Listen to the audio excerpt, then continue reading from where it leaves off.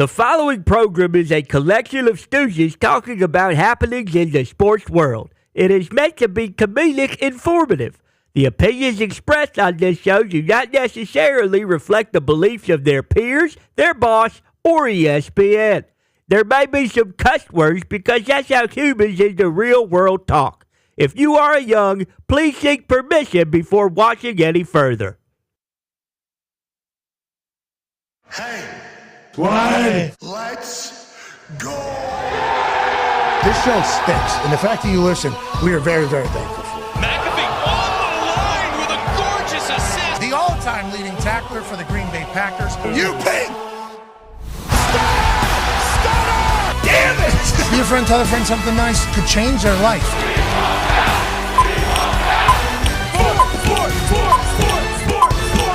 Hello, beautiful people, and welcome to our humble abode, the Thunderdome, on this Sugar Bowl Thursday, January 2nd, 2024. This program starts now. Football! Hey, it's wonderful. We've been celebrating it, obviously, for the last 2 weeks in a big way. Fresh off the field over there in Pasadena, Rose Bowl, right here to Indianapolis, Indiana, as the Sugar Bowl will kick off down in New Orleans at 4 p.m. Eastern. Obviously, that was scheduled for last night after the heinous act, terrorist act that took place yesterday morning. That was moved to today. We will be chatting with Laura Rutledge in the second hour, who has been boots on the ground throughout the entirety of this. She'll actually be on the sideline down there in New Orleans at the Sugar Bowl to break down everything that we need to know that has happened over the last 24 hours. And who does this favor? Yeah. Does it favor the Georgia Bulldogs, who have already had a break? Or does it favor the Notre Dame team, who gets an extra day after having a tough one against Indiana in 10-degree weather up there in South Bend? Now, they are trying to punch the final ticket into the semifinals of the college football playoff. Ohio State just beat the hell out of Oregon. Arizona State gave Texas everything they could handle, and I can't wait to see Cam Scatterboo in the NFL. He was a leading passer, receiver, rusher. What? I think he had a couple tackles, too, somehow. And he puked more than anybody.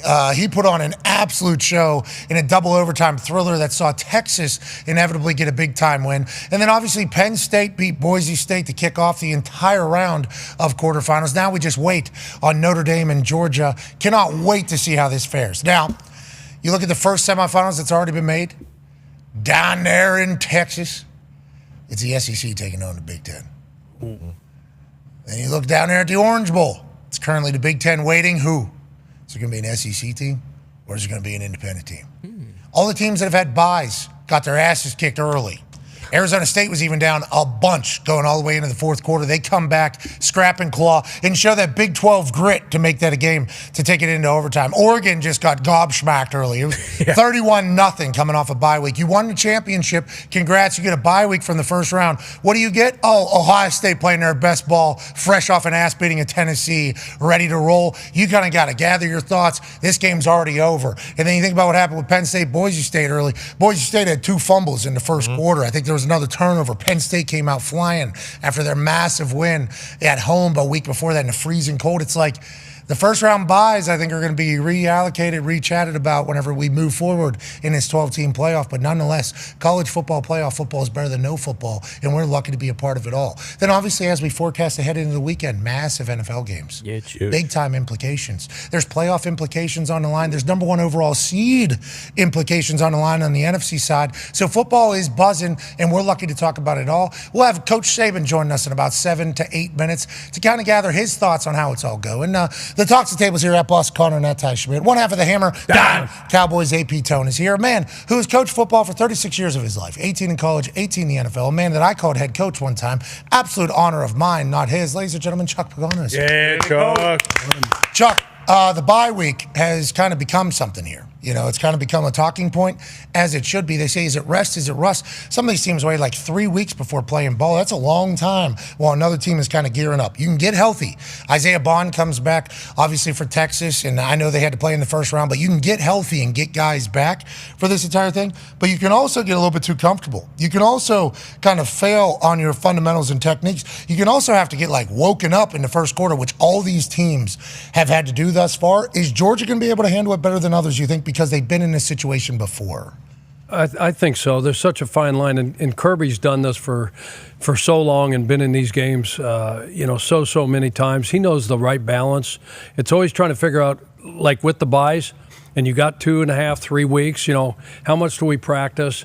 How much do we rest? How much is walkthrough? How much are we going to tackle? How much ball secure? All those things that you listen to every head coach that we talk to, you guys talk to on the sideline. What's the biggest concern with, having a couple weeks off? It's our ability. Are we going to be able to tackle? Are we going to be able to take care of the ball? And you mentioned Ashton Jenny, and I was there for that game, with in Tempe there for that game in Phoenix, the Fiesta Bowl. He fumbled twice all season, right? And he's got 2 fumbles, in the first quarter, first half of that game. So you're always worried about knocking off rust. You're always worried about your guys and the distractions, in the period of time, and listening to this, listening to that to maintain focus. Kirby and them.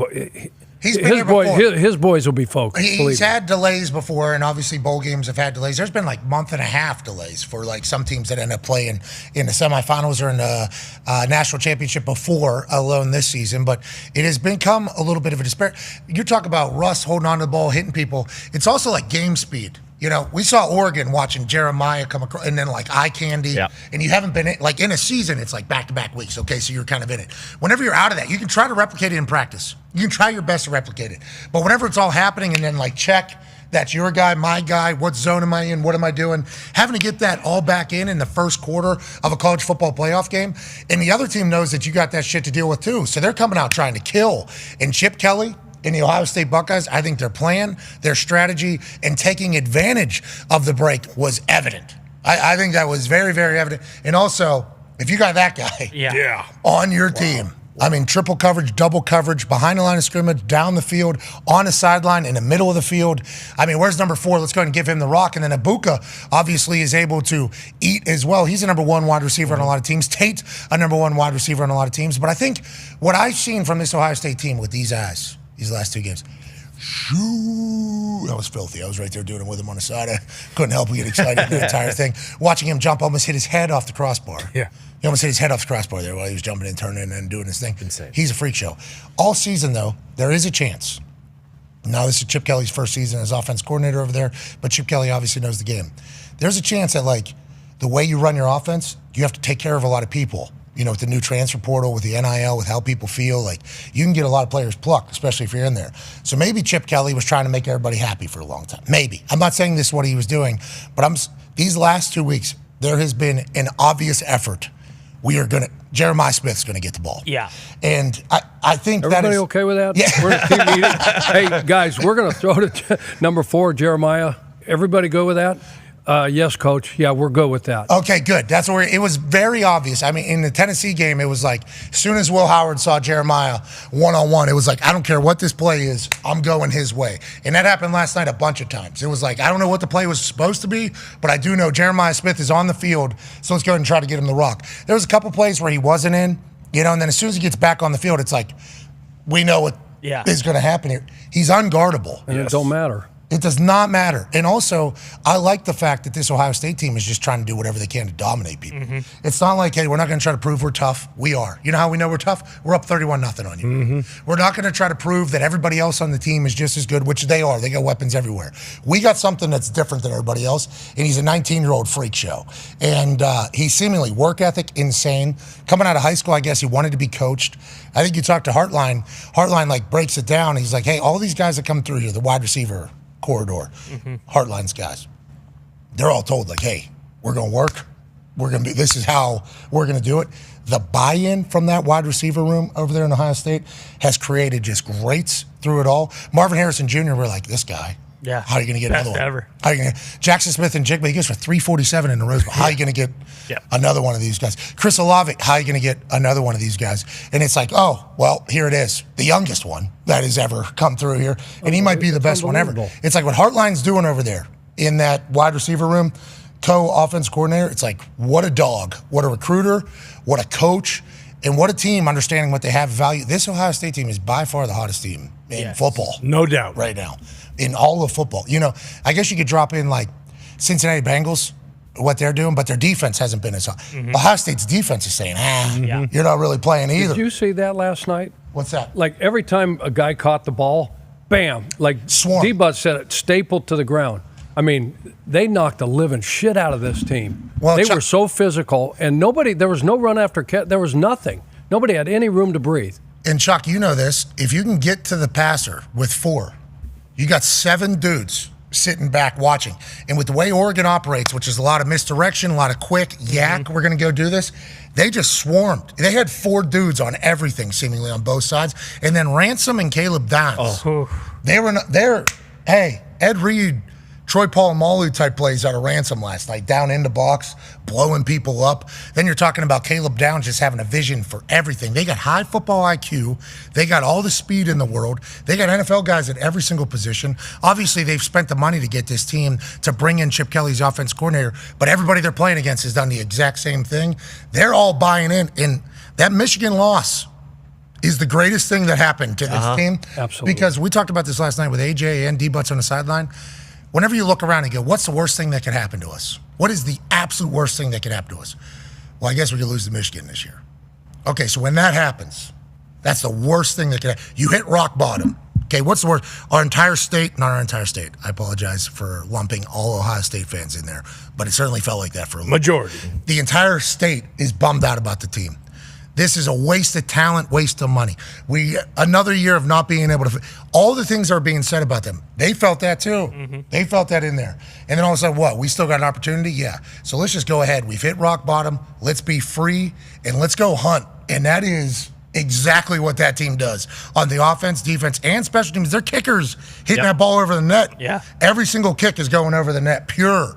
We're talking right down the middle. You talk about Texas missing a couple kicks. This Jaden Fielding kid who's kicking for Ohio State, he in 4-degree weather in Columbus, he's hitting that ball pure. I like where they're at on all 3 phases. Yeah, all 3 phases. They are so talented. But you talked about it with Heartline and then recruiting. So Jeremiah Smith, 5-star number 1 wide receiver coming out. Emeka Ibuka, 5-star number 1 wide receiver coming out. Carnell Tate, 5-star number 3 wide receiver coming out.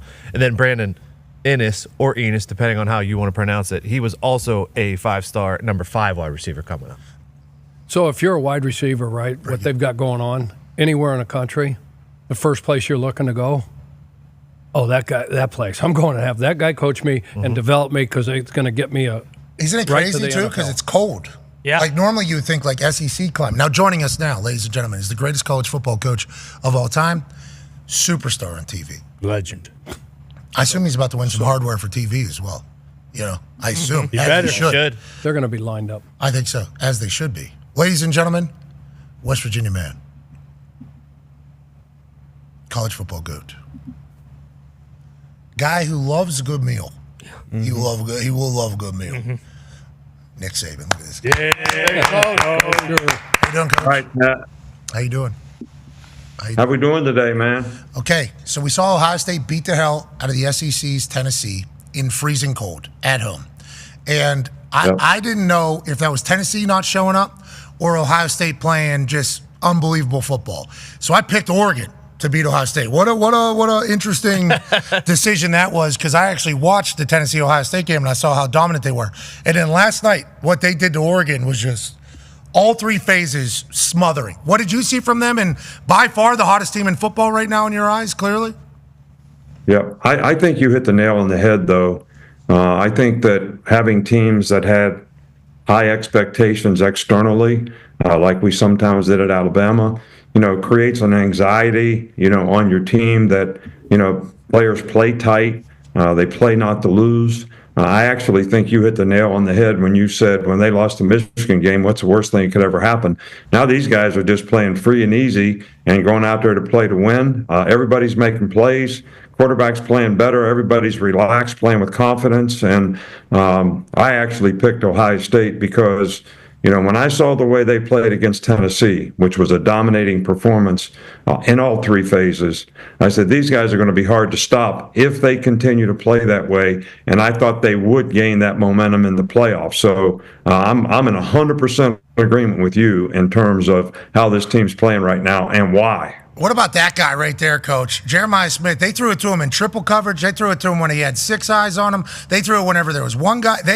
Chip Kelly clearly said over the last couple of weeks, hey, number 4 is on our team. Let's make sure we're utilizing him. Will Howard's best tag team partner is Jeremiah Smith. Now, granted, they have a run game, so you can't have too much outside the box or Judkins and Henderson will kill you. But this guy's a freak, coach. And we talked about all the wide receivers that have come out of this Ohio State wide receiver room. This guy might be the best of them all. Can you ride a wide receiver to a national title? I don't think there's any question about it. When you have a mismatched player like that, Chuck knows this. When you're a coach and you got a go-to guy and they can't guard the guy, from a quarterback standpoint, who makes who better? The receiver make the quarterback better, the quarterback make the receiver better. And when you got a mismatched guy like this, that he's going to make plays in critical situations. We had Julio Jones, back in 2009 or whatever, and he was that kind of player. And we had lots of first-round draft pick wide receivers, but he was the one guy that you knew if you threw him the ball in a critical situation, he was going to win and he was going to make the play. And I think that's what they got in this guy, number 4. Okay, he advances, obviously, to the semifinals. Cannot wait to see what Ryan Day and that Ohio State Buckeye team continue to do. Texas also gets a massive win over Arizona State. Now, the first-round byes have proven to be a bit of a detriment for the first half of these teams that didn't play in the first round. Same thing happened with Arizona State. Texas comes out and beats their ass early. They're down big. It was like a baseball score there for a bit with a safety and a field goal for Arizona State. And then in the second half, Arizona State and Cam Scatterbo came alive. This Arizona State team showed fight, represented the Big 12 in a beautiful fashion. Scatterbo even threw a 40-yard touchdown in the entirety of it all. It's just like, what happened with Texas? Are you worried about this, or is this more of a celebration of Cam Scatterbo and what this Arizona State team is? Well, I think Arizona State, I think psychological disposition is really important in terms of playing in big games. And, these guys talked a lot of smack going into the game. So they had high expectations and they thought they were going to go out there and just dominate this game. In the beginning, it didn't happen. They got frustrated. But once they regained their poise in the game, and just became who they were a physical team all year. They ran. Scatterbo's physical guy. Quarterback took advantage of, their ability to run the ball and then make plays down the field, even though they don't have great receivers. But as soon as they became who they are, they competed and really almost, kind of physically kicked Texas' ass a little bit, in this game. So, and that's why I think it's so important for whoever's playing in these games to be able to stay who you are, control what you can control. You control what you do. The game's always going to be about what we do. Forget about what the other team does. That's technical in terms of how we match the patterns or how we block their fronts. But the rest of it is you got to focus on what you got to do and quit worrying about all this other outside bullshit. Okay, so let's talk about what you can do. Kicker for Texas is going through it. Tone has a question for you. Yeah, Coach, I feel like before Will Reichard, you kind of went through this with some kickers. And Texas's kicker, Bert Auburn, he was first team all-conference last season. So it's not like he is a bad kicker, but this year he has kind of hit a cold streak. And then there was a video of Sark, kind of talking to him before that final miss, kind of, giving him a pump-up speech. In that situation, when you've dealt like kickers in the past, I know coaches either have, well, I'm going to talk to him, or I talked to Coach Pagano this morning. He was like, I just tried to stay as far away as possible. What was your mindset dealing with kickers when they were either going through a situation like this or not? Well, you can verify this with 3 Savas, but when I saw that happening, I said, I never talked to these guys when they had to make a kick. Yeah, amen. Doc said the same thing. Yeah, I agree. I didn't want them to think it was a different kick than every other kick they had to make, and be so concerned about the outcome of making the kick that they didn't just, kick with confidence and go through their normal rhythm of how they do what they do. I always go back to golf, man. As soon as you think you got to make a shot, you're going to make a bad shot. So you got to be in the right mindset all the time. As a kicker, I didn't mind him going to talk to him for how long it was and how focused it was. Okay, here's something. But if a coach wants to come up to a kicker and say, like, hey, we believe in you, brother, and then just as you're going out there, like, I don't think that's bad. But that was clearly not what his normal pre-kick routine is, right? Like Vinatieri, if there was a timeout, he's going back to the net. He's hitting a ball into the net, and then he's jogging onto the field about the same amount of time that would be a normal kick. So, like, you ice him, did you really know? He's also not staring at the upright. Like, this guy's staring at the side that he's going to kick at the entire time. So I think, like, the pre-kick routine, whether it's Sark talking to him or not, I think was kind of bobbled there. I think that was kind of a mismanaged situation. And normally you'll see guys just try to, okay, you're taking a timeout or whatever. Let's go ahead and get back. And then bang, same kick. Let's go out there and do it. So if he makes that kick, I think people would obviously celebrate the shit out of Sark. But what you said to Reese Davis was the same thing that Darius Butler said as we were watching it on the side. No shot. He's talking to him way too long. Obviously making the moment bigger, which it is. You hit this kick, we move on to the college football playoff. But I thought that was interesting. Bert's a good kicker. He's missed a few now, though. There's 2 yesterday, and they missed one against Michigan. I think he's a good kicker. Going to need to make them going down, especially with how these games are going to get, I think, Coach. So if you were kicker on our team and I was the coach, I'd be scared to death to talk to you before you kicked. I'd be afraid you'd tell me to go kiss off. So yeah, well, it depends on how I feel. You know, it depends on how I feel. It depends on how if I just missed one. He just missed one before that, I think, right? Yeah. Like he had just missed one. Yep. So then you come up. If a coach was to give me like a, hey, all good, ass slap, keep it moving, I think that's A-okay. But doing the full on, that's an interesting moment. Yeah, that's an interesting moment. That's a very interesting moment. Now, speaking of interesting moments, we have one down in New Orleans taking place right now. Chuck has a question for you, Coach. Yeah, Coach. Based on the horrific and tragic events that happened down there, as a coach, you know, this thing, your team's geared up, you're geared up, everybody's geared up to go play, and all of a sudden you're postponed, you know, for a day, 24 hours, whatever it's going to be. How would you handle that situation? Well, you know, it reminds me of way back when we got a call on March 13th, and we were in our first day of spring practice, and they said school's closed, COVID's in, season might be off, you know, we don't know when we're going to play. So in the team meeting, first thing I said to the players was, whoever handles this disruption the best is going to have the best chance to be successful. So I don't think anybody has any experience handling a situation like this that involves so much public safety and, you know, how are we going to make the place safe so that we can play and postponing a game. But I do think that same concept works here.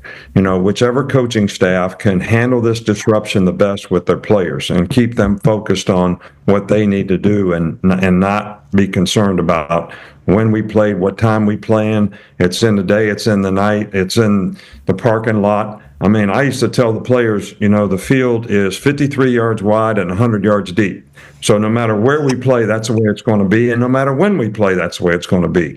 So let's stay focused on what we're going to do when we get inside the rectangle and see what happens. Hey, when you told your team, whoever handles these distractions is going to win, did you guys win or no? Yeah, we won a national championship. But hey, we gave them all a scale. We gave them all an Apple Watch. We knew when they were working out. I mean, we got turned in by the NCAA by 52 different teams. But Shane Gillis was out there saying, you see what this guy... all right. The way you motivate and talk and coach and simplify everything, it makes sense whenever we hear Bill Belichick talk too. It's like... you and he are speaking from the same exact point of view, but you and he also win on a regular basis. Feels like, you know, you got a lot of guys from your camp that are out there trying to do the exact same thing. Today's no different. And this first round has been a problem, or first round bye has been a problem for a lot of teams. Go ahead, Con, man. Yeah, Coach, after, you know, the first 3 games of this second round, basically every team on the bye has come out slow. And aside from Arizona State, most of them have been gotten absolutely slaughtered during the game. Is there any real way to kind of keep your team hot when you do have this massive, you know, time off? Because it wasn't just, you know, a 1-week bye. Obviously, most of the teams hadn't played since championship weekend. And do you think Kirby did anything different because of the fact that he has dealt with, you know, a little bit of a break before on his national championship runs? Well, I think there's 2 things that you worry about. First of all is ball security, because the ball handlers haven't been hit, and then how you're going to tackle on defense. Because, you know, when you practice, you don't want to tackle and take people to the ground. So you got to do a good job of trying to thud up and all that type of thing. But my thing was, the first years that I was a head coach at Michigan State, we lost 5 straight bowl games. And I tried to practice the team to the game, if you know what I mean. Carry the momentum of the season all the way to the game. And we got our ass kicked in every one of them. And then when I got to LSU and other places, I said, we're going to treat this like a one-game season, and we're going to back out from when we play to have 11 practices, 3 or 4 of them camp practices, the rest of them, preparation for the game, and go play the game. And we had a lot more success that way because emotionally, the players didn't have to worry about the game for 3 weeks. But this is different because it used to be in college, everybody had a long time off before they played. So we had a 4-team playoff. You played December 6th in the SEC championship game, then you played January 1st in the first round of the playoffs. The other team was off too, so there didn't look to have a difference in how people played. But now you got people that are being able to play continuously with, maybe 10 days in between games, and then you got somebody that's been off for 3 weeks. And I do think how you manage that is really, really important. But I'm telling you, you need to go from wherever the game is and take it back like it's a one-game season and you're getting ready for one game, and just have the players work out, condition, do 7-on-7 on their own. Coaches not in their face telling them what to do. Not worrying about the game, not worrying about the game plan, because you can practice too much for a game, and you can lose a lot of fundamentals if you don't practice the right way. And that's why we always had 3 camp practices, just like we're in fall camp. Do you think Kirby understands that? Like, I feel like Arizona State, Dillingham, he's 31 years old. This is the first time his team showed up for him, too. And his speech last year, I think, at the end of the year, how close they were, he said, with everything we're doing behind the scenes, it's almost like what Coach Dan Hurley did with UConn. But obviously UConn goes on to win multiple national championships. But Coach Dillingham over there, he said, we're close. I see everything we're doing behind the scenes. I think we're close. They come out, they do. They put up a fight against Texas, almost win that game, should have won that game. Helmet to helmet. Helmet to helmet, that's game over. That's first down, that game's over. Nonetheless, it's not called. Then you think about what happened with Boise State. They've never been in that situation. This particular Boise State team, never been in that situation before. Oregon, you would think okay, Lanning's been around, he's been in it, but they haven't had to deal with it. Kirby has had to deal with this type of thing before. You would think the Georgia team would be ready. How do you feel about this 4 o'clock game? And how do you think Notre Dame takes advantage of maybe Georgia not playing for a while? Are they going to try to do what Chip tried to do to Oregon? I think Chip Kelly knew, hey, if we come out and bomb them early, they're going to be in a whirlwind because they haven't played in a while. Do you think Marcus is thinking the same thing for Notre Dame, or how do you think this thing goes early? I think Georgia, because of the experience they have playing in these games, and they've had to play games, playoff games, lots of playoff games where they had a significant amount of time off. I think Kirby's got a lot of experience managing, that situation, probably do it fairly similar to the way we did it. So you never know if time off is a good thing, just like bye weeks. People talk about bye weeks during the season as being a good thing. Sometimes they're a good thing, sometimes they're a bad thing. When your team has good momentum, you just want to keep playing and roll on. If your team's beat up and hurt and tired, you want to have time off to get them to rest and recover. But I think every one of those things is circumstantial. And I think in Georgia case, they had a lot of guys injured, toward the end of the season. So they probably will benefit from having some time off, actually. I'm excited to see what Notre Dame tries to do early, because they had that 98-yard touchdown run in the first quarter against Indiana, which set the tone for it, basically. Now, Indiana was able to tighten it up. They were able to tighten it up. 27-17 is that game. But, they're very focused on the run, on the run, on the run. You would think that physical could maybe beat down Georgia if they're trying to find their bearings yet again. But to your point, Georgia knows that they're going to run the ball. So Kirby's had a few weeks here now knowing that the run's coming, and I think that I'm excited for this game at 4 o'clock. Yeah. I think we got another really good one on our hands, and obviously it being delayed another day helps up. Go ahead. I think 2 things for Georgia. Number 1, they got to do a good job up front building the fence on these runners and stop the run, which means they got to tackle well. And they can't put all the pressure on the secondary making tackles in space, because that's going to be a problem. And the second thing is can they keep Gunnar Stockton out of long yardage situations where this guy has to make plays? If they can keep him sort of on schedule where the down and distance is in his favor, you don't know if it's a run, a pass, a bootleg, whatever, that's how he'll operate the best. But if they have a lot of self-inflicted wounds and get behind the sticks, then he's probably going to have a tough time, and that's when Notre Dame is going to dial it up on him and give him some looks that he's probably not ready for. And what happened in the Texas game when he threw that bad interception may happen again. Okay, so if you look at all these teams that have made it already, Quinn Ewers, and they talked about his check on 4th and 13 with the blitz coming and telling he can spin it if he has to. Drew Aller, Penn State, he can spin it if he has to. Will Howard can spin it if he has to.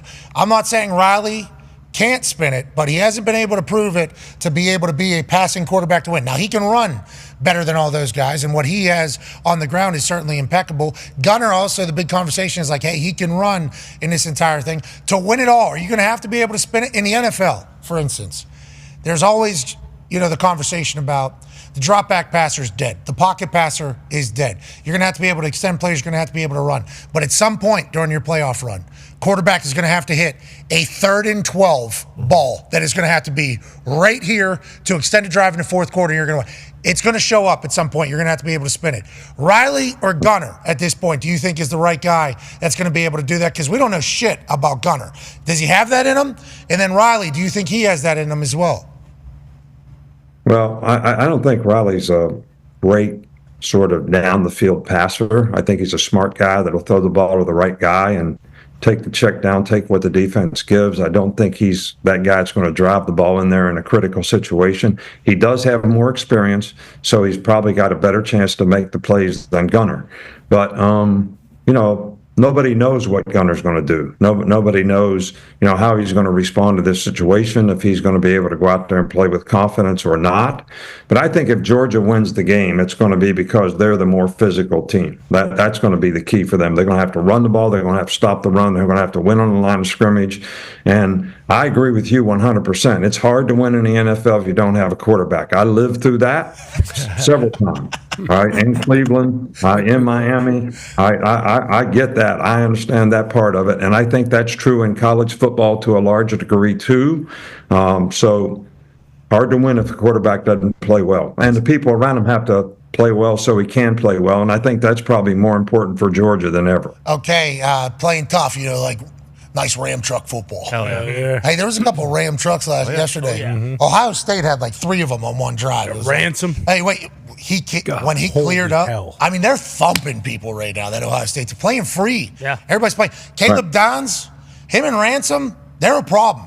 They are I don't know if they're making their own checks, too, to come down and kind of play in their own ball, or if Knowles is telling them or he's giving them the freedom to do that. They're everywhere. They are everywhere, Ransom and Caleb Dahns. It's old school safety play coming out of that Ohio State team. They're obviously very, very well coached because they were on everything. To your point, there was no rack, no yak, no nothing. When guys caught the ball, guys, took a handoff, they had multiple bodies around them. And there was no rack or yak, like I said, and they were stapled to the ground. I could tell you there was a couple times where Caleb was not happy with how quickly the defensive call was getting in because he was then looking to, make his own checks and calls. Yeah, Caleb obviously going, hold on, let's see. Please, can we wait to see what they want to do? Caleb's a genius, right? Super genius football guy. Yeah, but he's not a very patient guy, and if you don't get the call in quick, I've got a couple bad looks from him last year based on that, and I wasn't calling the defensive stuff, but he knew I was the guy getting on the defensive caller's ass. So, hey, can we hurry this thing up around he here? wants to know what's the call, what am I supposed to do, what can I look at so I can anticipate what's going to happen in this formation with this motion and all that type of stuff, because he's that kind of player. A lot of guys aren't that kind of player, but he is. But the one thing they're doing a lot of, which is helping these safeties, is they're buzzing these safeties down inside the box a lot more than he did early in the season. And I think that both those safeties are making a lot more plays because of that. Open field tackling out of those two. Mm-hmm. Fun to watch, because there's a lot of plays that could have been made last night that ended up being like 3-yard gains. But you break one tackle, you're talking about rack and yak, that's an 8-9-yard gain. Now all of a sudden you're on schedule, you can continue to move. Instead, Caleb sets his feet, outside thigh board, saws it out, gain of 2. He's the one putting the 4 up as opposed to James going, and then Ransom. I didn't know he had it like that. Yeah. I had no idea he had. We're talking about Jeremiah Smith, freshman wide receiver. Caleb's a sophomore. Mm-hmm. Caleb's true sophomore in this entire thing. They're young over there still playing great. Now, tonight's winner, 4 o'clock game winner, will take on a Penn State team that is very good. Ty has a question for you, Coach. Yeah, Coach. So a lot of people talking about Penn State, kind of for the last couple of years here. It's been, hey, James Franklin's record against, top 10 teams or top 5 teams. And then a lot of people were bitching about their path to the semifinals now, whatever you want to say about SMU and Boise State. But they've looked, pretty solid. Do you think there's something to them maybe like exercising those demons, and now that they've won 2 games in a row, that it doesn't necessarily matter who the next opponent is? They have the, they actually feel and believe like they can win this whole thing. Yeah, I actually think that because, and I know Penn State hadn't played the same level of competition in 2 games, although those teams are very good. Their offensive line, though, and those 2 running backs they have, these guys have been able to run the ball effectively in the last few games, very impressively. And then to have a quarterback that can play behind a running game like that with play-action passes and staying out of long yardage situations, I think they're for real. And their defense is playing really well, too. So if you just go on how well teams are playing right now, Penn State and Ohio State are probably playing the best. That doesn't mean they necessarily going to win or that Penn State's going to win, but I do think they're playing extremely well. The quarterback's playing well. They can run the ball well. Look, I was worried about Oregon because you guys saw that film I showed yesterday.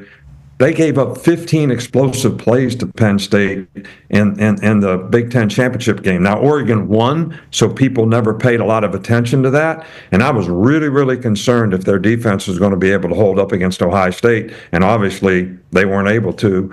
And it really, really showed. But I think Penn State is playing well on both sides of the ball.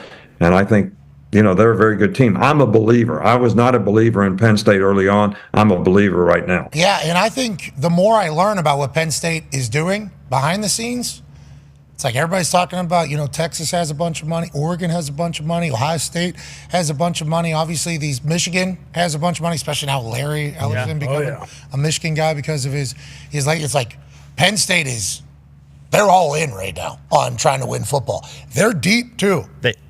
Nobody talks about it because Penn State it's always Ohio State or Michigan in the Big Ten. So Penn State's kind of like the cast aside, like, yeah, they're going to be good, but they're never going to be able to really make it. It's like their athletic director, Pat Kraft, he's a former linebacker, football guy. And he's doing business up there at Penn State, shaking hands, getting everybody to rally. They're spending. They are trying to win it all up there. And Haller, if he was up for the draft, I think this year, with how tall he is, the moxie he has, and his arm talent that he has, and he can move. Yep. I mean, this draft process would do him very well, I think, if he was to sit down and have these meetings. You're talking about maybe number 1 overall pick in this guy. He's coming back. He's got another year. It's like Penn State's setting themselves up here for the long haul, and allegedly Singleton and Allen, who are both juniors, they're going to be coming back, too, allegedly, for the running back. It's like Penn State's setting up here. You could talk about the teams they played, but both those teams that they played were ranked very high in rushing defense, and they've been like their man-meated over the other 2 teams. And but they need to get Abdul Carter. He needs to make sure that he is healthy for this one because he is absurd. That was a first quarter situation, right? You ended up on the bike and being on the field for that game. Like TV doesn't give you an appreciation on just how big and physical and athletic a team is. Penn State has got I've walked in some stadiums, like when we went to go play Pittsburgh one year, and Coach, we were going through warm-ups. Sometimes you look at the other team just going through warm-ups. We're in freaking trouble today. They look so much bigger and better than us and more physical and more athletic. And give Boise credit, they had a hell of a season. But that Penn State team, I mean, that tight end, Tyler Warren, he's like 6'9" and 357 pounds. Well, this Coach, guy is an athlete, man. They are a good-looking team. To what you just said, though, Coach, I think that's whenever you have the alumni and boosters, that's how you get those guys. Like Tomlin told Chase Young, he said, hey, I ain't never going to lose enough games to get guys that look like you. In college, to get guys that look like that, you're going to have to be active. And Penn State certainly is. They talk about behind Warren, there's a freshman who is the whole team looked like that. Good he for got them. the same hair. Yeah. He got great hair, too. That was kind of my argument, Pat, about, the committee going to watch some games, because what Chuck just said is really true. When you stand on the sidelines and you look at a team, You see how physical they are. That goes a long way in football. You know, Parcells used to say, the heavyweights don't fight the lightweights in boxing for a reason. It has nothing to do with skill. If they have equal skill, the 139-pound guy is not going to beat the 215-pound guy. All right, so that's why we always had big physical teams. That's what we recruited. That's what we look for. Belichick's the same way. Now, they got to be players, don't get me wrong, but little guys have a hard time beating big guys. Yeah, and that's how football is always going to be. And that's why it's a beautiful game, beautiful sport. Cannot wait to catch today's 4 o'clock Sugar Bowl. Coach, you've had a hell of a season. Can't wait to see you next week down in Miami. Yeah, well, I'm looking forward to it, no doubt. But if I was an Oregon fan, I have to say this because this kind of bothers me. And you're the 13-0 number 1 seed, and you got to play Ohio State in the first round. Yeah. I'm not an internet guy, but if I was an Oregon fan, I'd be on the internet screaming about that.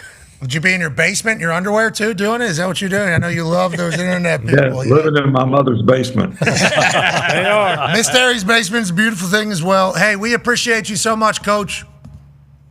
All right, man. You guys have a good one. Ladies and gentlemen. Happy New Year. Happy See you New later. Year. Ladies and gentlemen, Coach Nick Saban. Yeah, Coach.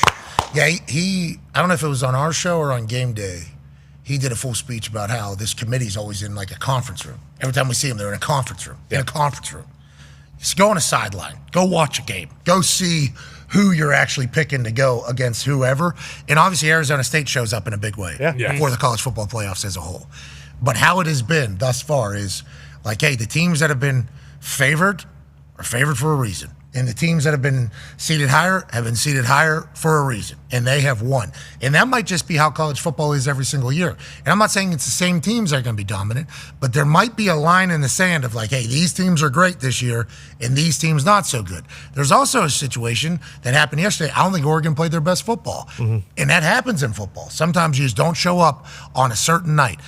Dan Lanning said it. He was like, that Ohio State team, I don't think they played their best against Michigan. We obviously did not play our best tonight, and we got taken advantage of. That's football in a nutshell. I don't know if they'll ever be able to get it right, but he was pissed that we were going to lose out on Ohio State or Oregon in the Final Four, because if it was just 4 teams, if it was just a 4-team playoff, Ohio State and Oregon would have both got in. Now only one of them's there, and he's like, is this how we want this to be? It's like, I don't know how you get it right in the future. But if you're an Oregon fan, I can see how you'd be upset about the setup of this. It feels like it's not going to be that way next year. They're already reporting that they're looking at that the conference winners, not an automatic bye, but an automatic bid. So that'll take away from that, hopefully. But to your point about, like, you know, some teams, some programs, sorry, excuse me. There was a 10-year period there where we knew every single year it was going to be Georgia, Bama, Clemson, or Ohio State winning. And they get the best recruits. They have some of the best coaches. Like, that's just how it's going to work. More schools get a shot to shine, though. Yeah, they do. Bingo. Yeah. You know what I mean? More schools get a shot to shine. No doubt. It's like crowd. Quarterfinals. Certainly. I like that. Years I like that happened. idea about if they could actually go see these teams. Well, they should. I mean, that's a whole nother. You'll go spend some. I mean, just because coach is right. I mean, you just like, okay, this is. But then Arizona State would have never been considered having a shot against Texas, you know, because if you look at the size of those two, like, it's going to be a vastly different thing. Our West Virginia, I always think back to our West Virginia team, too, about how I think we could have played with anybody, and we did. We beat, like, damn near everybody except for Pitt on one particular night, but we beat Georgia down in Georgia. We beat Mississippi. Like, we beat a bunch of these big-name teams. Oklahoma, out at the Fiesta Bowl. Like, we beat the big names. But I think if you're just to look at our roster and the amount of stars that everybody had and the size at every single position, I don't think you would put us up to have a chance against those teams. So, like, some teams are just built different. Like that Arizona State team, I think, had a bunch of dogs. They do have dogs. Like, they had a bunch of dogs that can outplay what the visual optics are. But a majority of the case in football, bigger, stronger, faster team is going to have quite an advantage. And that's just kind of how it is. And some of these teams have those dudes. So it certainly should be brought to the conversation. But with the way the college football season happened this year, it was like, Vandy beats Bama. Oklahoma beats Bama. This team beats this team. This team's supposed to win.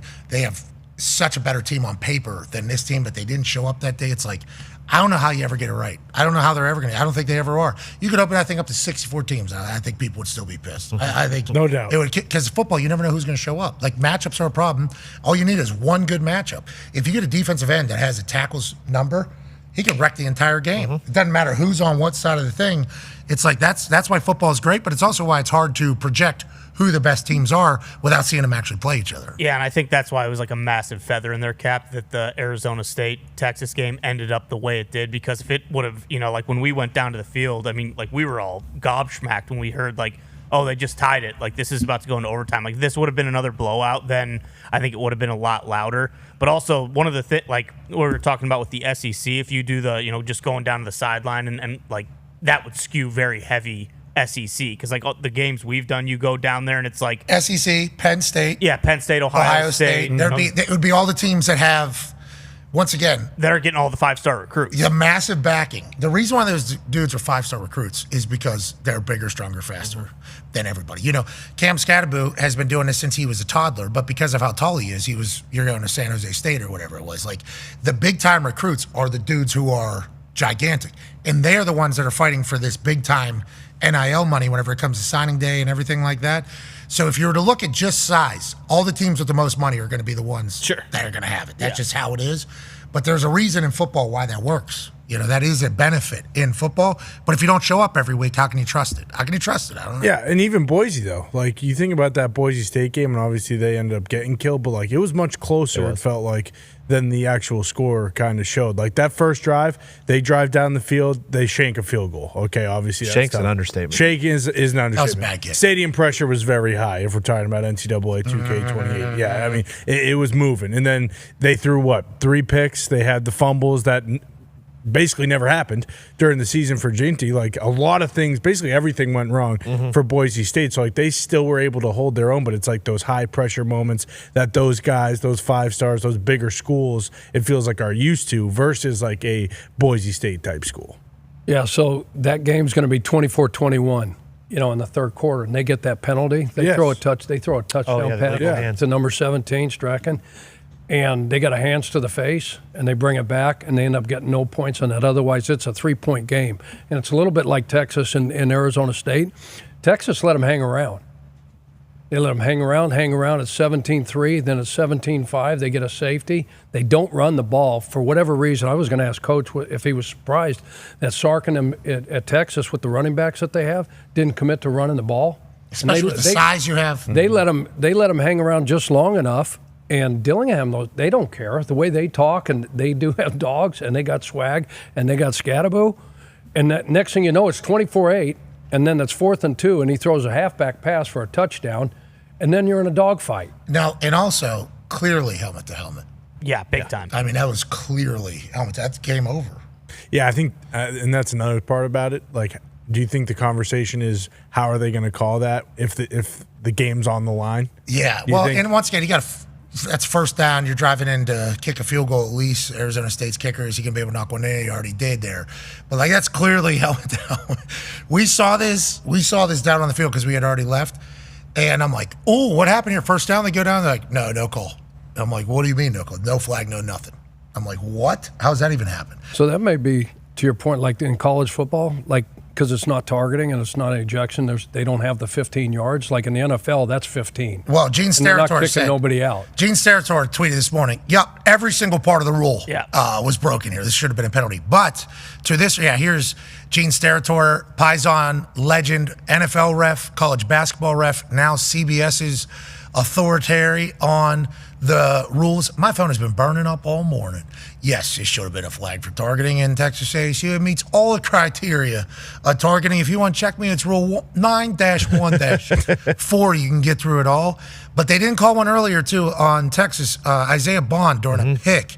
He takes a massive shot down the middle of the field, and they didn't call this either. So I appreciate that the refs had kind of state like this, bang, that gets called all the time. Yeah. That gets called basically every single time in modern football. I mean, that is just kind of a call. So they didn't call this one. They didn't call the other one. I think the refs will say we were consistent with it, but whenever you take that highlight, minute some left, Arizona State driving, in Texas goes in and goes helmet to helmet, and they say, Nope, I don't know what you're talking about. That is going to, because then people say, well, what if Texas was on the other side of this? If Texas was on the offense and Arizona State did this against them, everybody just automatically assumes they would have called that. They would have called that for Texas. They don't call for Arizona State because they don't want the Big 12 team to win. I think the refs would say, hey, there was one earlier we didn't call either. It's kind of, we're letting them play out here, which I can respect as well. Yep. I can respect the refs calling their game, just like Oregon, Ohio State. Those refs were hands off. Yeah, it was awesome. Hey, we're out of this thing. 5 penalties. I love that. I think the first one came in like third quarter. Yeah. Well, the thing you want is a bunch of rags on the field. Exactly. And if they're going to call it consistent, though, like if you're just going to be consistent. And it's just like offense and defensive pass interference, right? Like at the end of the game, you got to believe that the moment, late in that game, there's a minute left, and they're going to win that thing in regulation. That you don't think that comes in the back of those officials' minds? Oh, definitely. Like, do I want to win this game? Yeah. Because it's game over. I think they're going down, kicking a field goal. They'll kick a field goal. They'll burn all the clock. Arizona State, now do they hit the field goal? That's the other question. Texas. Well, they had a kicker that struggled as well, 26. Yes. I think here's the thing about kickers. Yeah, Kicker's a big mental thing. Okay? Kicker's a massive mental thing. That's why you talked about before Will Reichert at Alabama having a kicking issue. It's like when every game is a big game, okay? Every single game is for national championship. Like on kickers, that is literally, the thing is mental and can you execute in the biggest moment. So a lot of these big time schools, people are like, well, how come they don't get the best kicker? It's like, well, this dude probably talent wise is the best kicker, but he has to deal with the pressure every single kick that this point matters, this point matters, this point matters, this point matters. So the guys that can withstand that through a college career, mentally ready to go to the NFL. That's why whenever you get a kicker from one of these smaller schools, and I'm not saying there's been a lot of, Adam Vinatieri is my guy. He comes from South Dakota State. You never know what they're going to be like whenever it matters. Like, what is it going to be like whenever every single point matters, especially in the NFL when there's money on the line. So, like Auburn, I think he's going to bounce back. I think he's had a lot of massive moments for them. Yes. But those are big kicks, and mentally, if you just get a little doubt, it's going to be hard to find that sweet spot. That's about that. He was first team all conference last year. Good kicker. And like he was, I just looked it up. He was 85% his entire career, and now he's 65% this year. Like, that's mental. That's all mental. All it takes is one little smidgen of self-doubt. At all. It's over. And then you're trying to find it. And then like Sark, no, that ain't gonna work. Well, they love that he was doing that at the time. Then he missed the kick, but he missed that first one right. Go back to the first one that he misses to the right there. Watch his stroke. He stands up tall, doesn't lean at all. Obvious push, trying to force that one in. He's trying to force that one in, doesn't want to pull it. Then this one, watch him. He falls off of it. Go to the second one, please. Then the second one, he falls off of it, missed to the left. Two very clearly different swings. Yeah, it's just, those are two different. That's whenever mentally it's like he's hoping this game gets over. Yeah, all over the place. Get me out of here. Get me to a practice field so I can get back to this. Because once you start battling that, and once again, this is going to be good for Auburn going forward, I think. Mentally having to deal with it, even though it seems like it's a nightmare, you still win the game. So people are going to forget about it, hopefully soon. What have you done for me lately? You can hit a big kick, but he couldn't wait to get to the practice. I assume he's kicking today. Mm-hmm. Thank God they won. Exactly. Because can you imagine? No. Especially with all the money and everything. Oh, no. Mm-hmm. Yeah. In Texas? Oh, my God. Yeah, I don't know how many Throw years your phone away. Yeah, and also he's a senior, I believe. Go ahead and disappear, too. That's one of those ones where you try to get out of the way. Yeah, you can't go. You can't go down and get any barbecue down there at Black's in Allstate. You can't. No. With the next game being in Texas, could have been in that too. Cotton Bowl. Which is interesting here. Ohio State has to travel down to Texas to take on Texas. Mm-hmm. Very much so. Fascinating. Very, very fascinating. Now, will the Buckeyes travel? Yes. They're massive favorites. I think Buckeye faithful will travel down there. Oh, yeah. Because they know that this is potentially Texas at home against Ohio State in the semifinal game. So I think the Ohio folks will want to show face and make it happen, but that's an interesting setup for this particular game. Well, you said everyone, it kind of feels like everyone's back on Ohio State after everything with Michigan. And I think if there was anyone left who was kind of just like, we still got to see, after they beat the shit out of Oregon, now everyone's like, okay, this is a national championship team. So, if we can go down to this game, let's go. Fill it up. Mm-hmm. Yeah. We'll be doing our field pass again for both these games. We don't know why. We don't know why we get the opportunity to do this. We are very pumped. Were phenomenal. They're so fun. We enjoyed it. We really do. And I realized in the moment there, and I've said this before, a lot of the things we do are for the people that watch the show. Like, we're trying to give you guys a good time. We're trying to give people an escape. We're trying to give people comedic, informative sports stuff every single day. We're trying to have fun, trying to have some laughs, trying to inform you what's going on. That's what our show's mission is. Do we always hit the mark? No. Do we miss? Sometimes, of course. Do we hit more than we miss? Definitely. It's why we're fucking who we are. But those games, those Field Pass ones, those are for us. We have a blast out there. I have so much fun out there. I think there's, people that watch it and enjoy it. Boy, there's some people that really hate us on that sideline. Yeah. Do they know it's there's another cat? There's 12 other casts if they want. Well, we have it on the screen at the same time, but I don't think people see it. I don't think they know that Herb Street Fowler out there. I don't think Skycast is out there. There was a blimp cast out there. I'll tell you what, that blimp, I appreciate what it is in the history of sports Americana, the Goodyear blimp and everything. Sure. The more I think about it, why is anybody getting on that thing? Like, Jen Latta got on there, Yeah. and I was watching it, and I'm like, what are we doing? Why would you get in a horse and buggy right now? That was a way to travel through the sky, 100 years ago? We don't need to do it anymore. Not see the movie? Hot air balloons? Did you not see the movie? Which one? Hindenburg. Oh, okay. See, that's what I'm talking about. Now, hopefully, silent film era. The Goodyear, exactly. The Goodyear blimp is obviously better than that, we would assume. It has a success rate, and it's very safe. Jen got in that thing. That thing was pointed like this. She's taking that thing off, going straight up to the sky. It's like, she's got a lot more courage than I do.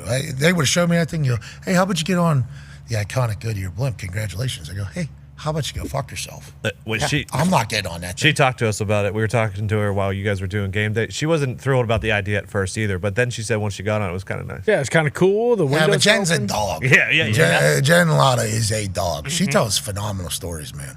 She'll have me crying every single week, basically. Yeah. And then she got on the blimp, and I'm like, don't.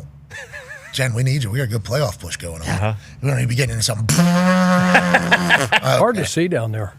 What's that? From On the blimp? field? Hard to see the game? Yeah. Yeah, we have no idea. Is that a gain of 4 or 7? I mean, very important. Or have 20. no idea. Or maybe 13. Like, you get great perspective on how good looking a team is. And But trying to follow a game? Impossible. It's tough. It is Blocking impossible. schemes and figure. See, we actually do have some good angles on that stuff. Like D-Butch and AJ were able to see some checks that were happening at the line because it was happening right in front of us, which is good. But once again, you have no idea if that's a sack, a loss, or a gain of 4 whenever a play's happening because you're looking at the end. So that's either massive win for the defense, kind of a stalemate, or a big win for the offense, and you have no idea what just happened. So you got to look up at the Jumbotron, and then you look at the Jumbotron, and they're showing a big play, and you don't know who it's on, so we got to wait for it. And then you go to we have a little monitor. The people that were working for us this time were awesome. Yeah, they were great. Cameraman, great. Monitor holder, great. Audio people, great. That was the best. Ben Ward dish, great. That was the best we've had. That was the best we've had, I think. Don't you think? Yeah. Yeah, I'm not sure. Your guys, our camera guy Murph was the man. Okay, so you had exactly this time I think was the best crew of people that we were working with. I think everybody kind of understood what was going on. Yeah. Every once in a while they'll drop a new person in, super genius. They need to figure it out. Just please, come on. This time was the best. I think it's going to be the same crew going forward, which is good. And by I mean it is going to be the same. Yeah. But we have fun. We enjoyed it. All right, next hour, we'll have AJ Hawk. Laura Rutledge will join us from New Orleans. A lot of NFL chatter, too, that we got to get to. Be a friend, tell a friend something nice. It might change your life like our friends at Dude Wipes. Don't get Ram trucked out there. Take 3! We have an opportunity to give away $75,000 to a kid named Daniel Villasenor. Absolutely. You're a sophomore, correct? Yeah. What is your major? Civil engineering. Okay, so what's that mean? What is civil engineering? I don't really know. Have you ever kicked a ball before? I have. When? Were you a soccer player? Soccer player, yeah. Okay, how were you at kicking soccer balls? Pretty good? I was okay. I was good. Have you ever said anything negative about football kickers? Maybe once or twice. Daniel! Damn, Daniel! We don't need that! You make a field goal here from 33 yards uphill. You're the civil engineer. You'd have to tell me, I think it's about a 40-yard kick. If you're able to do that, we will give you $75,000. All right. He's got no laces. Yeah, what do we got going here? Can we get a shot of shoes? What time? Hey, a shot of the shoes. Daniel showed up in his Vans with no laces. What Vans. time did you get here for this? About 11:40 last night. Need a lot of power. Good luck, Daniel. I'm not feeling it. Not feeling it. Oh! Wait a second.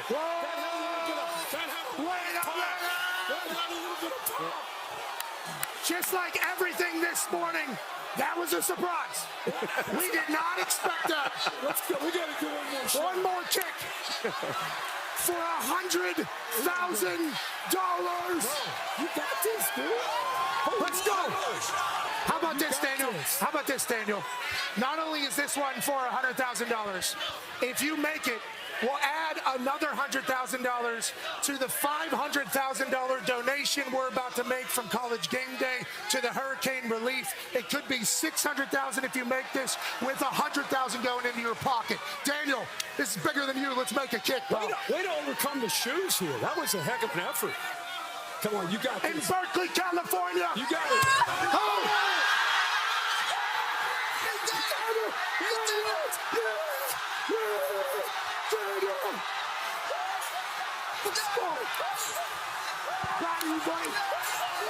Hell yeah! Great job. Damn, Daniel! Damn, Daniel! All right. What just happened? Are you kidding me?